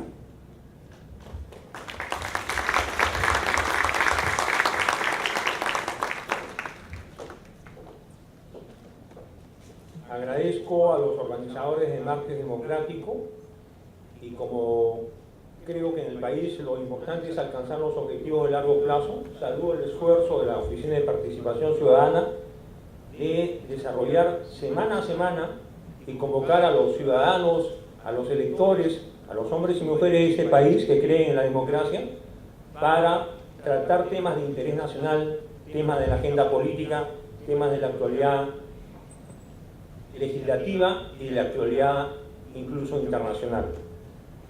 Felicito a Leopoldo Gamarra, distinguido profesor universitario de la Universidad Nacional Mayor de San Marcos. Creo que ha hecho una magnífica presentación desde el punto de vista legislativo a lo largo del tiempo y ha explicado en qué situación se encuentra el sistema privado de pensiones en estos momentos. Como me he comprometido con los organizadores a desarrollar el concepto del financiamiento del sistema privado de pensiones, más que una presentación cronológica, vengo a hacer una presentación reflexiva. Siempre me he preocupado que un alumno, y sobre todo cuando me dirijo a un auditorio tan diverso, tan amplio como el de esta noche, tenga algunos conceptos y desarrolle algunas ideas, pero sobre todo tome conciencia del mensaje que me voy a permitir dar esta noche. El sistema de seguridad social se crea en el siglo XIX, es pionero Alemania, la etapa de Bismarck, del canciller Bismarck, El Perú toma ese modelo en 1936 en el campo de la salud y se hace extensivo a los sistemas de pensiones años después. Sin embargo, como se ha manifestado, las reformas económicas promovidas por el Consenso de Washington y las reformas de carácter neoliberal que se implementan en los años 90 generan todo un debate si el sistema público de pensiones, que en ese entonces tenía a cargo el Instituto Peruano de Seguridad Social, debía continuar como tal o debía ser replanteado y reformulado. El Perú elige o se legisla, y luego a nivel de la Constitución Política del 93 queda plasmado el articulado correspondiente que difiere sustancialmente del texto constitucional de 1979, donde se hablaba de una institución pública autónoma responsable de la salud, de la seguridad social e incluso de las prestaciones sociales. Sin embargo, se opta por establecer los sistemas privados de pensiones y darle al sistema privado, a las empresas privadas interesadas, nacionales o extranjeras, e invertir en un negocio que en mi concepto es de los más rentables, dejando al Instituto Peruano de Seguridad Social solo a cargo del sistema de salud. Años después se crea Salud, que reemplaza al ICS. Años después se crea la Oficina Nacional Previsional, la ONP, que se hace cargo del pasivo de la 20530. Años después se promueve una reforma constitucional en el gobierno del presidente Alejandro Toledo respecto a la 20530 y se pone como tope para un pensionista de ese régimen no ganar más allá de una unidad impositiva tributaria. Y se pone como condición que aquellos que tienen pensiones por encima de una unidad impositiva tributaria, progresivamente, de acuerdo a la edad y otros factores, van a ir reduciendo año a año el monto de su pensión que le abona mensualmente el Estado. Pero ¿qué ha pasado con el sistema privado de pensiones? ¿Por qué el sistema privado de pensiones luego de 25 años, que es un tiempo suficiente para que un sistema previsional o de seguridad social o pensionario pueda hablarse de la madurez, no solo por el tiempo, es un cuarto de siglo, sino porque ha tenido la suficiente capacidad y experiencia para ir corrigiendo errores? ¿Por qué este sistema hoy está pagando pensiones en promedio entre 1.000 y 1.200 soles? ¿Y por qué muchos afiliados se han sentido en la necesidad o han tenido la expectativa de retirar su fondo? Porque su fondo era exiguo. ¿Qué pasa cuando un fondo es de 30.000 soles, 50.000 soles, 70.000 soles o no llega a 100.000 soles? Estudios actuariales realizados por el Fondo Monetario Internacional, por el Banco Mundial, por la OIT, más o menos determinan si usted, afiliado al sistema privado de pensiones, tiene un promedio de 100.000 soles en su cuenta individual, y preguntaría al auditorio, ¿cuántos de ustedes tienen en su cuenta individual 100.000 soles o más? Probablemente sean pocos los que tienen más de 100.000 soles. ¿Cuál es la expectativa pensionaria en cuanto a monto que podrían cobrar cuando alcancen los 65 años? Solo 700 soles. Si usted tiene 200.000 soles en promedio en su cuenta individual, puede tener la expectativa de ganar como pensión 1.400 soles. Y para que tenga certeza lo que estoy afirmando, el Fondo Monetario Internacional en el 2018 publicó un informe cuyo texto está en inglés y que se ha comentado muy poco en el país y que no ha sido incluso parte del debate político en el Congreso y en los grandes medios de comunicación. Ha señalado que, de acuerdo a la estructura del sistema privado de pensiones, cuando un pensionista alcance o un afiliado alcance los 65 años y ha aportado durante 40 años, podría ser que su pensión llegue a ser el 40% de su ingreso promedio en los últimos años. Es decir, si una persona ha ganado 3.000 soles, probablemente durante 40 años, su último sueldo es 3.000 soles, probablemente solamente tenga una pensión aproximadamente de 1.200 soles. Y para la gran mayoría de aportantes que no llegan a cotizar durante 40 años continuos, calculando que uno ingresa al mercado laboral a los 25 años y egresa del mercado laboral a los 65 años, estamos hablando de un horizonte de 40 años, o sea, optimistamente podría tener el 40% como ingreso pensionario equivalente a la última remuneración, a la remuneración promedio del último año, según el Fondo Monetario Internacional. Y para la gran mayoría tendría solo el 25% del promedio del ingreso salarial que ha tenido el afiliado durante su vida laboral. Quiere decir que no hay una correlación directa que si yo gané 3.000 soles o ganaba 5.000 o ganaba 10.000, voy a tener una pensión muy aproximada en monto y en cuantía a esa remuneración total cuando yo era trabajador en actividad. ¿Por qué hay esa brecha? ¿Por qué hay esa enorme diferencia entre lo que yo ganaba y lo que voy a percibir como pensionista o como jubilado del sistema privado de pensiones? Hay varias razones. Y una de ellas es que el sistema privado de pensiones, a pesar que ahora maneja 152.000 millones de soles, ese es el fondo total de las 4 AFPs que están en el mercado nacional, a pesar que 152.000 millones de soles es una suma significativa, sigue siendo menor al presupuesto del 2018. El presupuesto que ha aprobado el Congreso de la República para el ejercicio anual del 2018 llega en total, por todo el año calendario, a 168.000 millones de soles. Y las 4 AFPs tienen un fondo, la suma de los fondos de cada una de ellas totaliza 152.000 millones de soles. O sea, no estamos hablando de una suma excepcionalmente alta. ¿Por qué? Porque el mercado laboral es informal, porque el mercado laboral es precario, porque los trabajadores tienen bajos ingresos, porque los trabajadores no tienen continuidad laboral en el tiempo. Entonces puede haber 8 millones de afiliados en el sistema privado de pensiones según el reporte de diciembre del 2018 de la Superintendencia de Banca y Seguros, pero cotizantes regulares habituales hay alrededor de 5 millones. Hay un grueso sector de subempleados y hay un sector menor de desempleados. Entonces tenemos un mercado laboral reducido, un mercado laboral precario, que la OIT aboga por un empleo decente, y un empleo decente, según el concepto de la Oficina Internacional del Trabajo, con sede en Ginebra, Suiza, es tener derecho a una remuneración por encima de la canasta básica, además tener derecho a prestaciones sociales en el campo de la salud y la seguridad social. De tal modo que quiero esta noche explicar que es un tema de Estado, es un tema de país, preocuparnos por el sistema privado de pensiones y también por el sistema público de pensiones. Porque en el país se está produciendo ya no una transición demográfica, se está produciendo un envejecimiento progresivo de la población.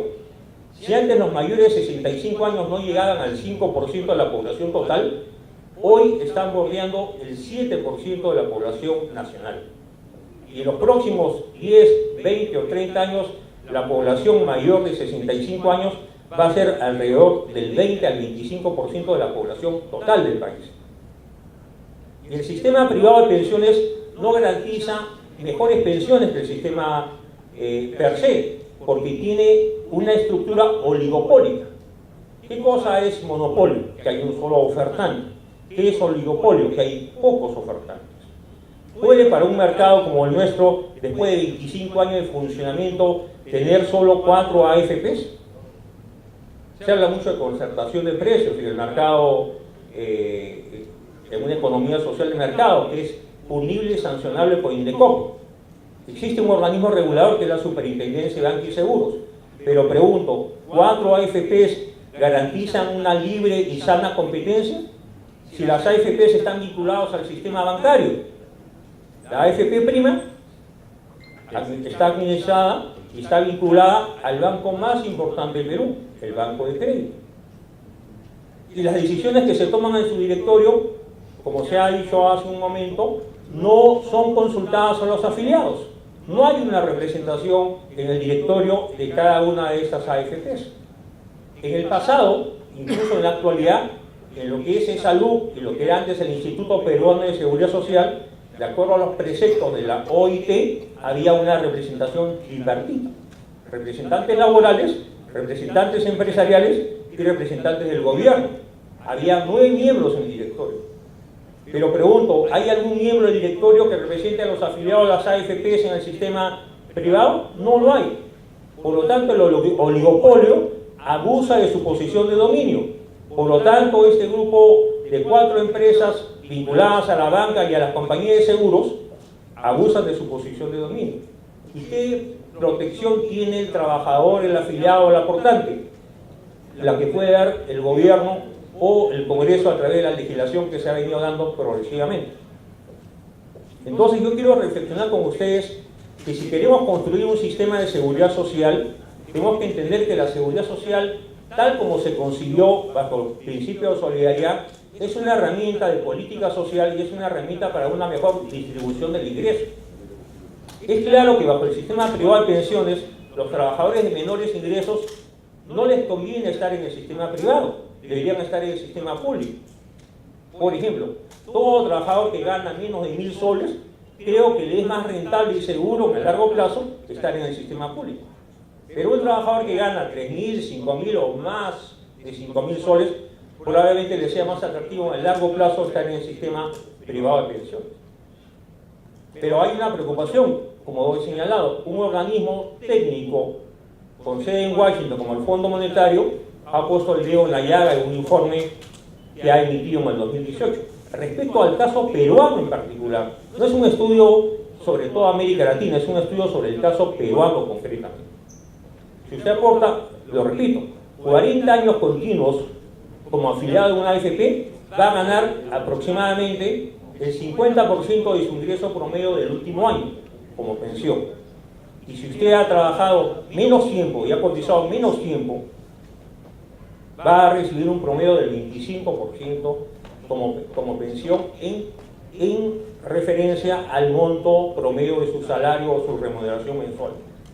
Ahora, las AFPs sobre este tema no se han pronunciado. Y han hablado de inexactitudes, de imprecisiones, de estudios equívocos, pero creo que falta un debate nacional si en el largo plazo, ¿no?, la población más joven puede tener la certeza de tener una pensión digna cuando alcance los 65 años. Ahora, hay una población que por el proceso de transición demográfica, cuando se produce la reforma en el año 93, tenía ya un fondo en el sistema público. Le ofrecieron un bono, ¿no?, a cambio de las aportaciones en el sistema público. Ese bono se cargó a su cuenta personal o individual en el sistema privado de pensiones. Y sobre ese bono se empezó a hacer los nuevos aportes para implementar el fondo de cada uno, de cada aportante. Recuerdo que el gran ministro de Economía de los años 90, Carlos Boloña, recientemente fallecido, fue el gran impulsor de esta reforma, replicando o copiando casi textualmente el modelo chileno de 1981 y no dándose cuenta que el mercado laboral chileno y la estructura de los sistemas de pensiones públicos chilenos no era la que nosotros teníamos. Nosotros ya teníamos un sistema público con antigüedad, con cierto posicionamiento, con una reserva interesante, con un patrimonio inmobiliario como era o es el centro cívico y otras propiedades que tenía en reserva como patrimonio y activos fijos el Sistema Nacional de Pensiones. Pero a rajatabla se inicia el proceso de privatización, el Estado se hace cargo de la deuda o la obligación con la 2530 y a la ONP siguen cotizando a pesar de la reforma y a pesar de las bondades, entre comillas, del sistema privado. Hoy aportan al sistema público más de 1.200.000 trabajadores del país. Entonces, el sistema público no está cerrado, el sistema público no está caduco, el sistema público está vigente. ¿Qué quiere decir esto? Que hay una coexistencia entre el sistema público y el sistema privado. Ahora, en el sistema público dicen sus detractores que es necesario cotizar o aportar no menos de 20 años. Que aquel que aporta 19, 18 o 17 años y no llega a los 20 no tiene derecho a pensión. Pero tampoco se dice que si es verdad que el sistema privado no exige un monto en número de años, sí lo que manda e importa es cuánto tiene cada afiliado, cada trabajador en su cuenta individual. Por eso pregunto, de ustedes, ¿cuántos están en el sistema público? ¿Cuántos están en el sistema privado? O sus familiares. tienen 100.000 soles por lo menos en su cuenta individual, sobre todo aquellos que están a pocos años de jubilarse. Y reitero, los cálculos actuariales señalan que aquel que tiene 100.000 soles en promedio hoy y que puede mejorar a 120.000, 130.000 o 150.000 soles, su pensión va a ser 700 soles por cada 100.000 soles en su saldo de cuenta individual. O sea que no se va a dar una multiplicación de los ingresos. Se vendió un poco la idea que el sistema privado iba a multiplicar a través de la rentabilidad la cuenta individual, y eso no se ha producido, porque hay una alta volatilidad. Leopoldo Gamarra ha dicho hace un momento que las utilidades del sistema privado de pensiones de las 4 AFPs en el 2018 han sumado más de 480 millones de soles. Que hay algo, un dato que sí nos debe preocupar: la pérdida de todo el fondo de las 4 AFPs en conjunto en el 2018 ha estado cercano a los 3.000 millones de soles. O sea, el fondo, en vez de aumentar en valor, ha decaído en el 2018. ¿Y por qué ha decaído? Porque la Bolsa de Valores Nacional, la Bolsa de Valores de Lima, que es el principal instrumento o espacio de inversión de las AFPs, ha tenido una alta volatilidad, porque en el país hemos tenido una sucesión presidencial, una crisis política, un riesgo político, y porque nuestras acciones y bonos están vinculadas a la venta y compraventa de los minerales y commodities en los mercados internacionales. El cobre bajó en el 2018. El oro no subió de acuerdo a las expectativas de los inversionistas. De tal modo que aquel que invirtió en la Bolsa de Valores de Lima no ganó, perdió en el 2018. Y cuando hay pérdida en la Bolsa de Valores, hay pérdida en los fondos de pensiones. Ahora, el Banco Central de Reserva, que tiene un rango constitucional, es el organismo que autoriza por mandato de su directorio el límite o máximo de las inversiones de los fondos de pensiones privados en los mercados internacionales. Y estos mercados internacionales están sobre todo en las plazas más importantes, que son Nueva York, que son Shanghái, que es Tokio, que es Frankfurt, que es Milán. Entonces, las bolsas de valores del mundo, donde se cotizan acciones y bonos, donde se pone en valor el precio del petróleo, el precio del cobre, el precio del oro, están sujetas a una serie de situaciones a veces adversas que ponen en riesgo los fondos de pensiones. ¿Acaso no hemos tenido desde el año 93 varias crisis internacionales? ¿Acaso en el año 97, 98 en el Perú se produjo una quiebra de varios bancos? Recordarán que teníamos un Banco de Lima, un Banco Mercantil, un Banco Latino, un Banco Vice, simplemente quebraron. O fueron absorbidos, o se fusionaron, o fueron comprados por otras instituciones financieras. Esas fueron los coletazos, las consecuencias de la caída y la debilidad de los mercados financieros del sudeste asiático. Indonesia, Tailandia, Singapur entraron en crisis, y un efecto rebote en la economía latinoamericana y en la economía peruana, que significó la caída del Producto Bruto Interno en el 98, la caída del Producto Bruto Interno en el 99, incluso 2000. Podemos revisar las cifras estadísticas de ese trienio.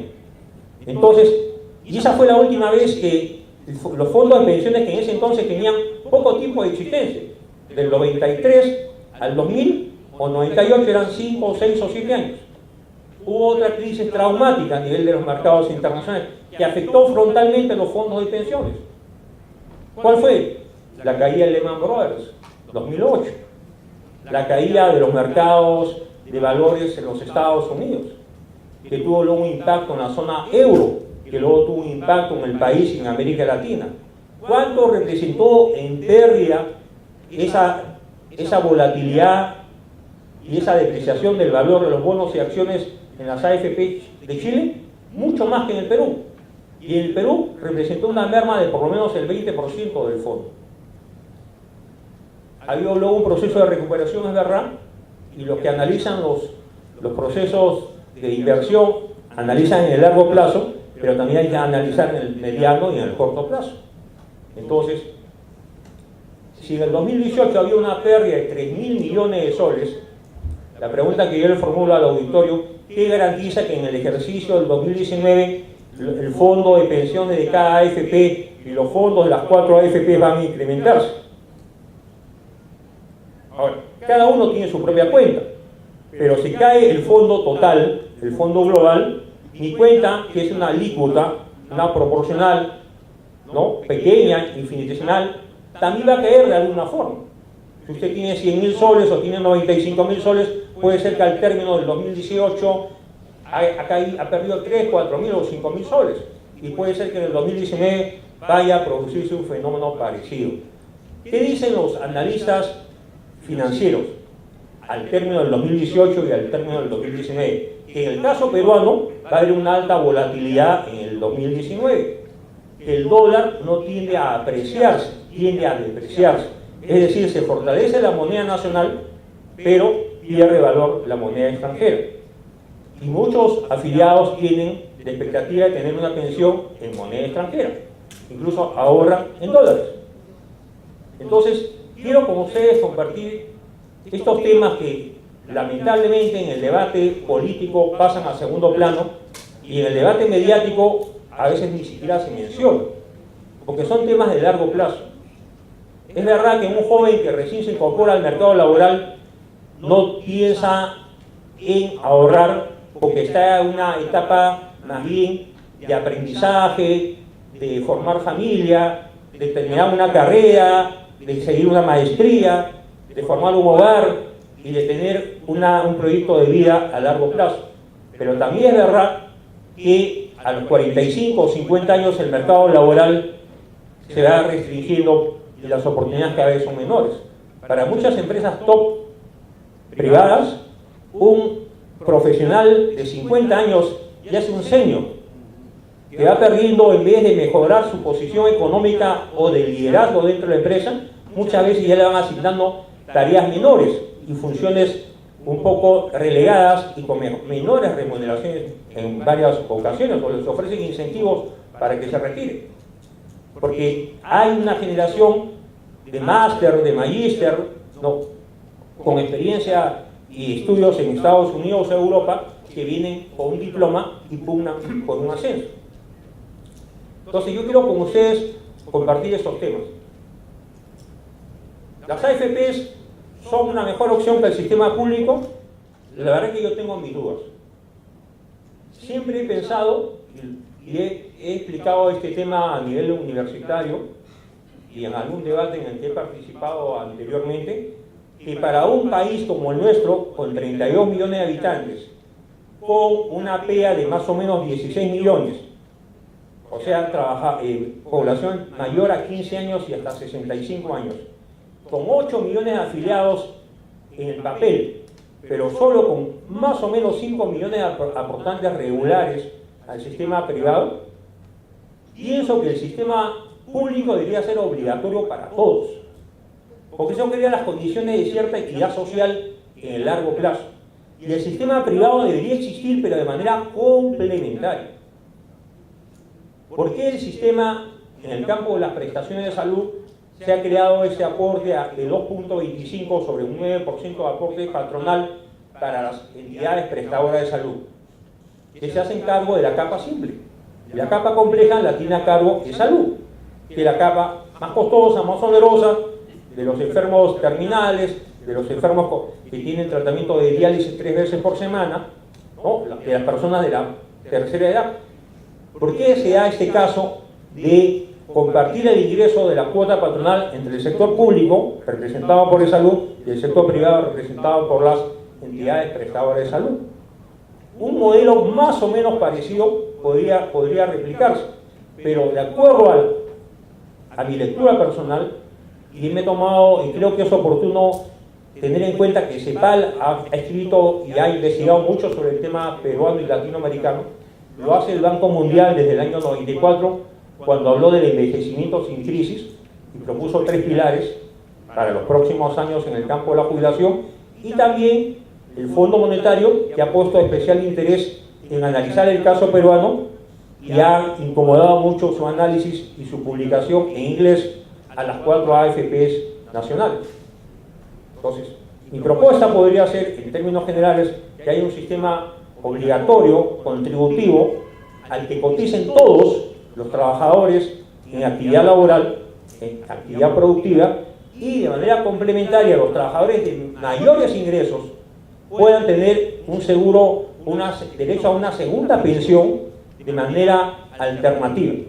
Si yo gano 10.000 soles, puedo contribuir con un aporte solidario al sistema público y a la vez puedo tener una segunda pensión cuando me vaya a jubilar, una pensión generada por el Estado y una pensión generada por mis propios aportes en mi cuenta individual.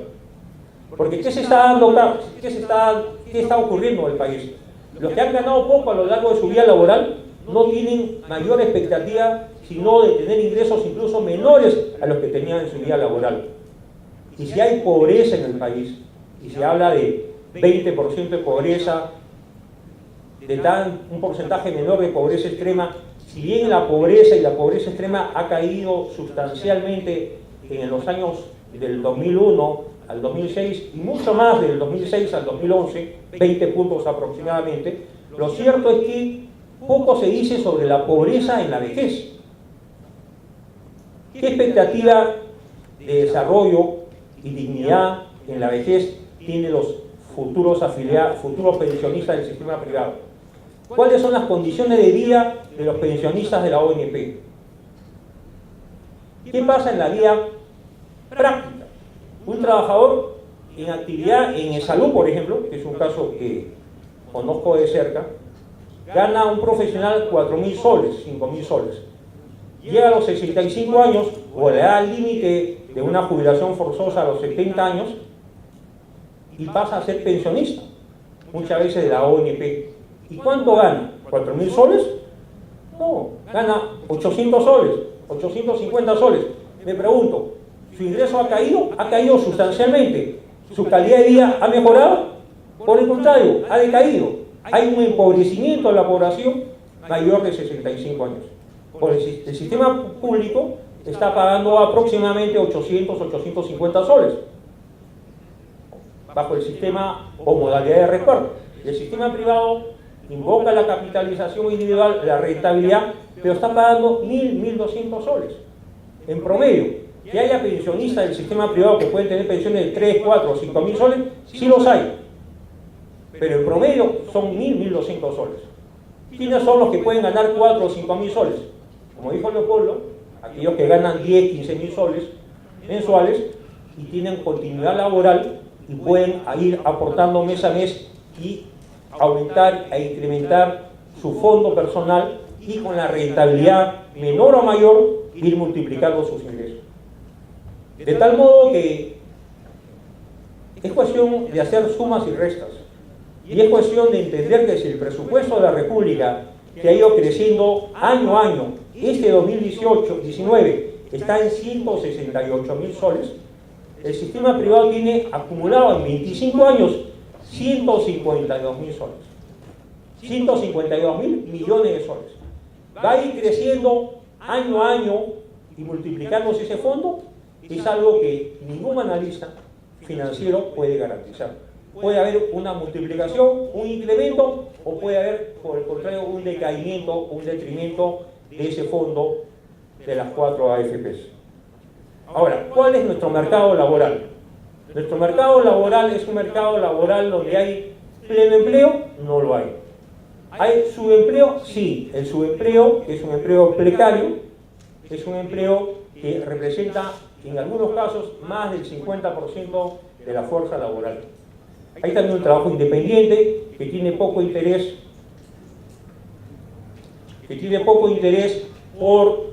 por desarrollar ahorro previsional. Me están dando la opción de solo 2 minutos, así que voy a agregar otros conceptos que quería compartir con ustedes. Creo que es necesario entender cómo funciona el mercado laboral, cómo funciona el mercado de inversión de la Bolsa de Valores Nacional y de los fondos de inversión en países extranjeros. pero también debemos entender en qué está invirtiendo el sistema privado en el país. Los grandes megaproyectos, la línea 2 del metro, incluso la interoceánica, el gasoducto, Majes y otras obras significativas han tenido el aporte y la inversión de los fondos privados de pensiones. Me había comprometido con el auditorio y con los organizadores en hablar de otros países.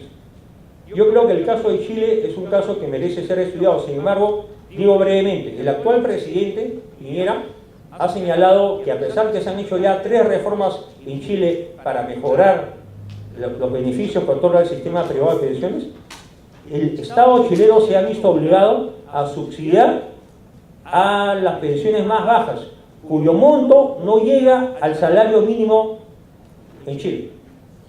Sin la fuerza y presencia del Estado chileno, sería imposible pagar pensiones por lo menos equivalentes al salario mínimo. En el Perú, definitivamente el Estado no puede ser indiferente a esta situación. El sistema público tiene un deber y la mayor parte de la planilla mensual de la ONP se está haciendo no en base a los aportes a la ONP, sino en base a transferencias del Ministerio de Economía y Finanzas. Y si el mercado de las AFPs ofrecen pensiones tan exiguas, en el largo plazo va a ser necesario el aporte y la contribución del Estado. Para finalizar, creo que este populismo legislativo que se dio en el 2016, en pleno proceso electoral, para permitir el retiro de los fondos hasta un 95.5%, fue una decisión que respondía a un hecho cierto que no se puede negar.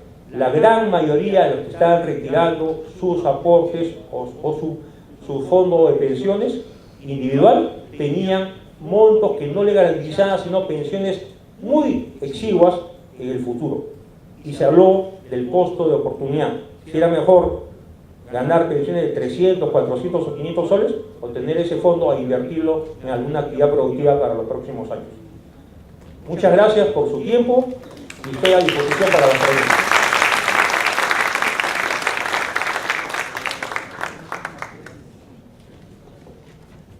Muchas gracias a usted, disculpe por ser un poco dictador con el tiempo, pero ya estamos un poquito extenuados. Más bien, muchas gracias por su capacidad intelectual de regalarnos en esta tarde, estamos muy agradecidos. Entonces vamos a continuar ahora con la intervención de todos ustedes. Creo que Sandro, no sé si alguna otra persona me puede ayudar. 5 intervenciones, 5 preguntas claras, precisas a la mesa de honor, por favor. ¿Con quién empezamos? A ver, la señorita aquí, primero hacemos las preguntas, todas las 5 intervenciones y la mesa contesta, ¿ya? Gracias.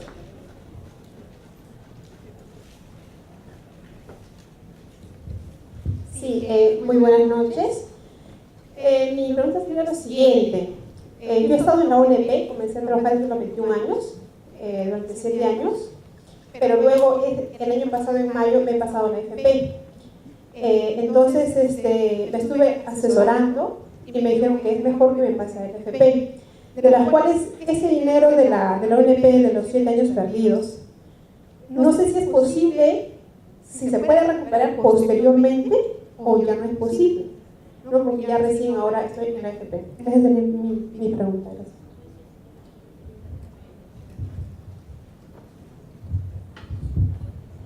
Buenas. Mi pregunta es para los dos. Primero para usted. Las AFPs, cuando se formaron, se formó con una idea de que sean fondos para invertirlos en el Perú y el país comience a desarrollarlo un poco mejor. Esa fue la idea que lo vendieron, ¿sí? Al final el dinero se lo llevaron a otro sitio e invirtieron una cierta cantidad acá.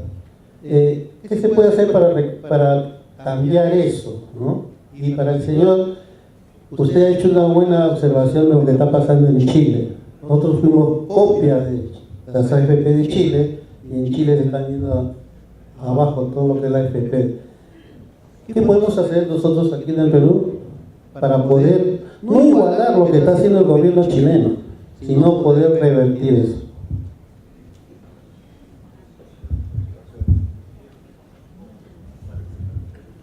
Buenas noches. Yo quería consultar sobre el bono de reconocimiento. Están dando ya y tenía entendido que vendría dentro de los 65 años. Es mi consulta.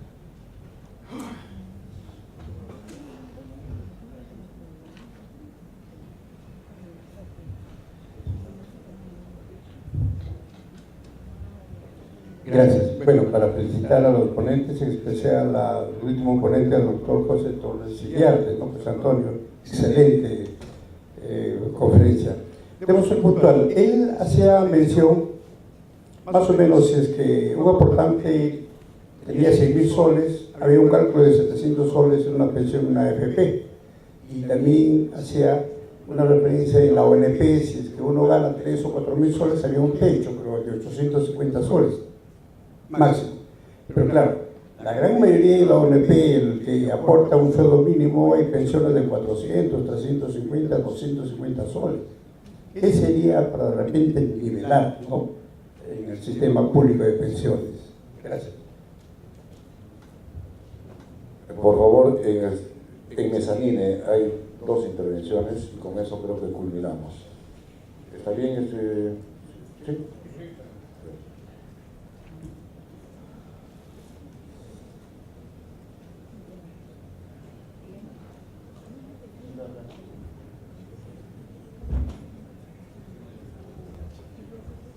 Buenas noches. Bueno, yo quería consultar porque el día de hoy salió en la República la comparación del producto de la AFP con la CTS o con un fondo a plazo fijo. Incluso la Asociación de AFP, a través de su página de Facebook, también está haciendo la misma comparación, donde afirma de que su producto, ¿no?, que es administrar una pensión, es más rentable que el producto que existe en los mercados como el plazo fijo o con la CTS, ¿no? Entonces yo quería preguntarle a la mesa, ¿ustedes qué opinan acerca de eso? Porque, por ejemplo, yo trabajo en recursos humanos, yo soy parte del sistema, se puede decir, porque yo afilio a la persona, le entrego un boletín a los trabajadores donde les damos a conocer si quiere estar en el FP o en el NP, pero en realidad lo que yo, desde mi punto de vista, ahorita el afiliado no tiene capacidad de decisión. Todos los jóvenes ingresan a planilla, simplemente están obligados, ¿no?, a decidir entre la ONP o simplemente entre la FP prima comisión mixta.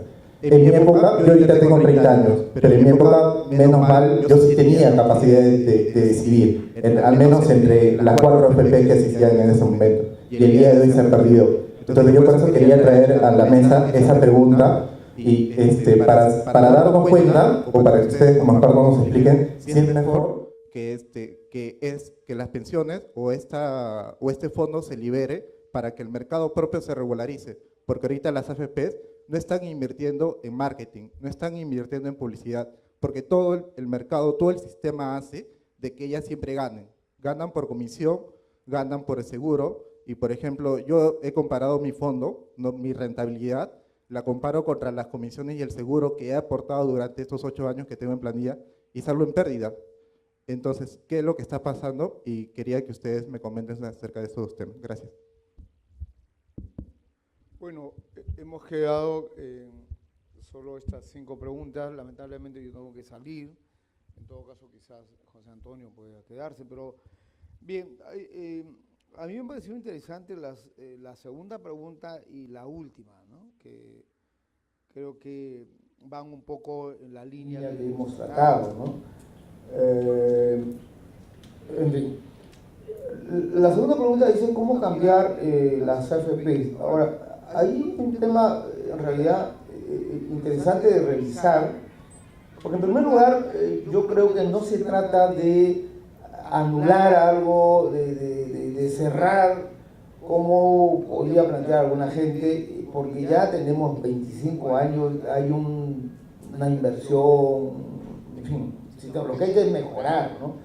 Entonces a mí me parece que experiencias ajenas son importantes. El caso de Costa Rica, el caso de Uruguay, sobre todo, que les mencionaba, yo creo que podríamos, digamos, no copiar, sino adaptar a una realidad como la nuestra, ¿no? Entonces me parece eso fundamental. Y la última pregunta que el joven de arriba hablaba de rentabilidad. Es cierto que la República hoy día sacó unas comparaciones entre lo que ganas tú cuando la CTS, qué intereses ganas, etc. Pero ahí hay un problema. Mire, yo he escrito hace años en la República, de manera que no es una crítica a la República, pero me parece que el enfoque yo no comparto, porque seamos conscientes de lo siguiente, escúchenme por favor. El sistema de seguro, cualquier seguro, no se busca rentabilidad. No es que uno tenga seguro para ser rentable. Eso se nos ha traído a la cabeza por la cuestión privada del mercado. Porque eso genera lo que les dije, doble riesgo. El riesgo a la vejez, o los riesgos en general en caso de salud, y además el riesgo de la inversión, porque lo que el joven dice con toda, me parece interesante lo que dice por su juventud, es que claro, yo quiero ganar más dinero, ¿no? Y por lo tanto voy a poner aquí o en el banco, en fin. Bueno, de eso no se trata. El seguro social no es para tener rentabilidad.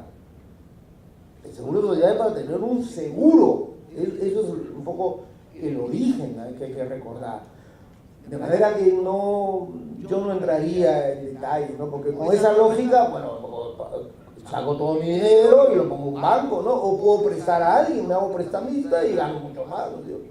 Pero de eso no se trata, sino que este es un seguro que tiene ciertos principios, que busca que la gente sea, pues ya cuando sea mayor, 65 años, tenga un sustituto de la remuneración, que pueda tener gasto. Ahora, tampoco puede tener grandes pensiones, ¿no?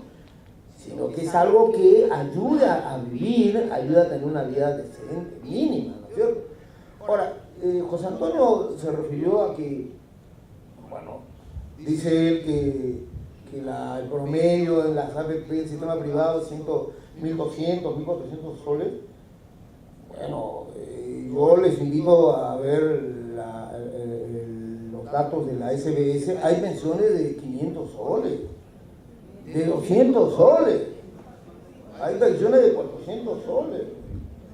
Sí, pero es que el promedio te engaña, ¿no? Porque el promedio, claro, es hacia abajo y hacia arriba. Entonces, pero veamos que la gran mayoría lo tiene pues, muy bajo. Entonces, pero eso no es porque la rentabilidad, no es por un problema de la AFP propiamente, es por el sistema, ¿no?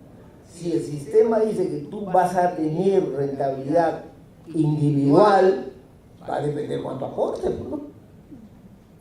Por eso insisto, tenemos que tener otra visión de lo que es el seguro. Y yo quiero aprovechar aquí, sé que están grabando, pero no sé si decirlo, pero si usted se va a Europa, no hay seguro privado, es un seguro público.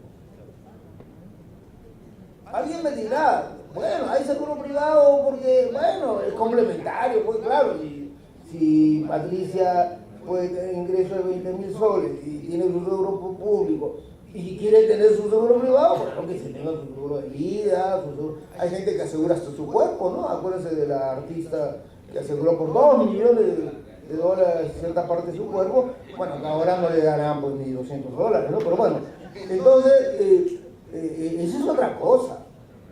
Es otra realidad, o sea, no realidad, sino es otro concepto que tú vas a ver, pero el seguro de la vejez, de la responsabilidad del Estado, es asegurar que la gente mayor tenga un ingreso digno, un ingreso que pueda servirle y no caer en la orfandad. Esa es la idea.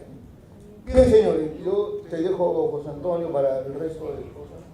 ¿Falta una pregunta? Un segundo. Sí, no, es que las tres les he dejado de los... Esa es la quinta, pues. No, es que estoy contestando 2 y Antonio va a contestar 3, que hay que ser equitativo, ¿no? No. Ah, falta una pregunta. ¿Cuál es la quinta? Ah, bueno, ya entonces. Ahora a ver, digan.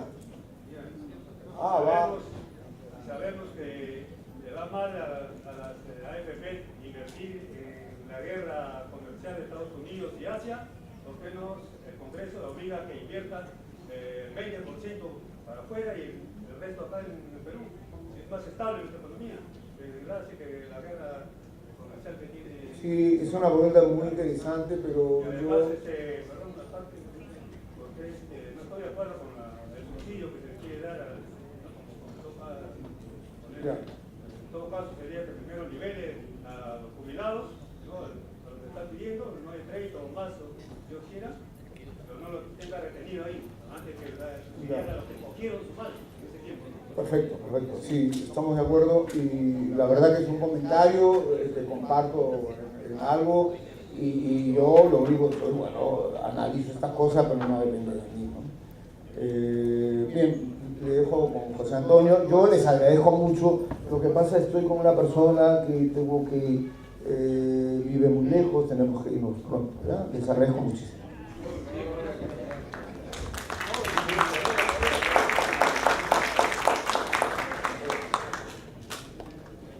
Bueno, creo que las preguntas planteadas me permiten dar una respuesta de carácter general. Si hubiese alguna duda, alguna pregunta, estoy dispuesto a atenderlos de manera un poco apretada por razones de tiempo. Recuerdo una pregunta sobre, estuve en el sistema público, me he pasado al sistema privado, y creo que demográficamente las personas más jóvenes están en una edad entre 25 y 35 años, creo que en el largo plazo, en una expectativa laboral de 30 años más, pueden optar con convicción y con cierta seguridad por un sistema privado de pensiones. Porque en el largo plazo, la vida laboral y un horizonte de 30 años es un espacio suficiente para que en el largo plazo se pueda acumular un mayor monto y pueda generarse una mayor rentabilidad. En segundo lugar, ¿qué cosa es mejor? Plazo fijo, invertir en un fondo mutuo, invertir en el sistema, aportar al sistema privado. Creo, como lo ha dicho Leopoldo Gamarra, en Europa, el estado de bienestar que se construyó en Europa, habló de la Segunda Guerra Mundial, habló de los sistemas de seguridad social en manos del Estado, sistemas de reparto. Ahora, ese sistema de reparto está en crisis, pero no colapsado. Está en crisis y se ha generado una necesidad o un imperativo de hacer reformas para mejorar el sistema público de pensiones. Pero España, o Francia, o Alemania, o Suecia, o Noruega, o los 28 estados que forman la Unión Europea, tienen fundamentalmente sistemas públicos de pensiones. ¿Las reglas del consenso de Washington se aplicaron a Europa? No. Las reglas del consenso de Washington, o las recomendaciones del consenso de Washington de los años 90 se aplicaron en América Latina, bajo el concepto que la crisis de la deuda de los años 80 había sido generada, entre otras razones, por un sobreendeudamiento del Estado, por una mala gestión pública y por un crecimiento exponencial del aparato público. Empresas del Estado ineficientes, déficit fiscal galopante, inflación o hiperinflación, que fue una situación común a todos los países de América Latina, no solo del Perú. La CEPAL ha bautizado, ha denominado ese espacio de tiempo entre los 80 y los 90 la década perdida. Entonces, los sistemas privados tienen su origen en Chile, en América Latina, se replican en el Perú, pero como se ha explicado a lo largo de esta sesión, hay países como Argentina o hay países como Bolivia que han revertido ese sistema de privatización. Argentina cerró las AFPs y ha confiado nuevamente en el sistema público de pensiones. Ahora, no podemos dejar de entender, o sería malo no analizar los factores y el contexto macroeconómico. La macroeconomía estudia el empleo, estudia el pleno empleo, estudia el presupuesto de la República, y es necesario que las cuentas fiscales sean sanas, no haya sobreendeudamiento, no haya déficit fiscal, no se caiga en una inflación galopante, que las reservas internacionales que están en manos del Banco Central de Reserva sean razonables en cuantía para poder afrontar una etapa de crisis. Entonces, el sistema privado hay que tomarlo de una manera crítica, y creo que por razón de tiempo yo no podría explicar en extenso todas las razones por las que me animo a pensar que está mal diseñado, que hay que mejorarlo, que hay que remodelarlo, repotenciarlo, reestructurarlo, Si Chile, que ha sido el pionero en la región de un sistema privado, ya intenta una tercera reforma bajo el segundo gobierno del presidente Piñera, es porque el sistema tiene imperfecciones, tiene errores, tiene deficiencias, hay externalidades que agobian al sistema privado. Ahora, cuando hablamos de pensiones en promedio, no quiere decir que no haya pensiones menores, pueden haber pensiones de 100 soles, 150, 200 soles. Cuando hablamos de promedio, es la sumatoria de todas las pensiones, y sacamos un promedio, que es una simple operación aritmética. Entonces, si el promedio del sistema privado está entre 1.000 y 1.200 soles, yo me estoy remitiendo a las cifras de la Superintendencia de Banca y Seguros a diciembre de 2018. Y si el sistema público está pagando pensiones también diminutas, pero con un tope de 850 soles, quiere decir que el sistema público también necesita del auxilio del Estado. En otras palabras, en países o economías todavía en proceso de desarrollo, el Estado no puede ser ajeno a la política previsional, ni a las políticas de pensiones, ni a los sistemas públicos o privados de pensiones. Al fin, al cabo, lo que el mercado no puede dar, no puede brindar, el Estado tiene que tratar de aliviar para que la vida en la vejez sea una vida por lo menos con cierta dignidad en los ingresos y en las condiciones materiales. No sé si hay alguna otra pregunta o alguna repregunta para culminar. Una repregunta. Si bien iniciamos con el sistema de pensiones bajo un principio de solidaridad, ¿verdad? Donde todos van a apoyar para que las personas adultas puedan gozar de una vejez tranquila y todo ello, donde la población activa, trabajadora activa, sería la que les daría a ellos el dinero suficiente para que puedan subsistir, teniendo la calidad de vida que ellos necesitan. Ahora, la administradora del fondo de pensiones, si ella fuera con el dinero y pierde, ¿no cree que debe caer una penalidad también? Porque se estarían afectando no solo el dinero de todos sus aportantes, también afectaría al Estado mismo, pero es que el Estado tendría que, como usted lo está diciendo, tendría que soltar dinero para poder equilibrar la economía de las AFPs. Bueno, el sistema público de reparto del Sistema Nacional de Pensiones o la ONP, o lo que se conoció como seguridad social en los conceptos del siglo XIX o inicio del siglo XX, o el estado de bienestar promovido en Europa, incluso en los Estados Unidos en los años de Roosevelt, en los años 30, posteriores a la Gran Depresión, estableció que el papel del Estado en el campo de la seguridad social debía estar direccionado hacia la creación de sistemas públicos de pensiones. En el caso de Estados Unidos han tenido un gran déficit, que aún lo tienen. No han sido capaces, a pesar de ser una economía la más importante del mundo, de dar una cobertura en el campo de la salud a todos sus ciudadanos. Hay todo un debate entre republicanos y demócratas si la salud bajo Medicare o las otras normas dictadas por el gobierno de Obama son viables en el largo plazo, porque hay un fuerte lobby de los seguros privados en los Estados Unidos. En el caso del Perú, felizmente que tenemos un e-salud que puede dar cobertura no a toda la población. Se ha creado el sistema integral de salud para dar protección de salud a los sectores más vulnerables, aunque muchos sectores que no siendo vulnerables están gozando del sistema integral de salud. Esa es una deficiencia que debería corregirse. Pero en todo caso, la filosofía de la seguridad social es la solidaridad. La filosofía del sistema privado en realidad es la utilidad y la rentabilidad. Son conceptos distintos y no podemos pensar que los privados invierten en una administradora de fondo de pensiones para tratar de ayudar a los más vulnerables y a los más pobres y a los de mayor edad en el país. Ellos invierten y ellos administran con el propósito de maximizar sus utilidades. 480 millones de soles para 4 empresas en el 2018 no es poca plata si comparamos con las utilidades de las compañías de seguros privados o las utilidades del sistema bancario. Así que quede claro, seguridad social, precepto 1, solidaridad. Sistema privado, precepto 1, utilidad, por encima incluso de la rentabilidad. Por eso que sea ese divorcio. Ganan 480 millones de soles las 4 AFPs en el 2018 y el fondo pierde 3.000 millones de soles. Es el mundo al revés, pero esa es la realidad de las cifras. Muchas gracias.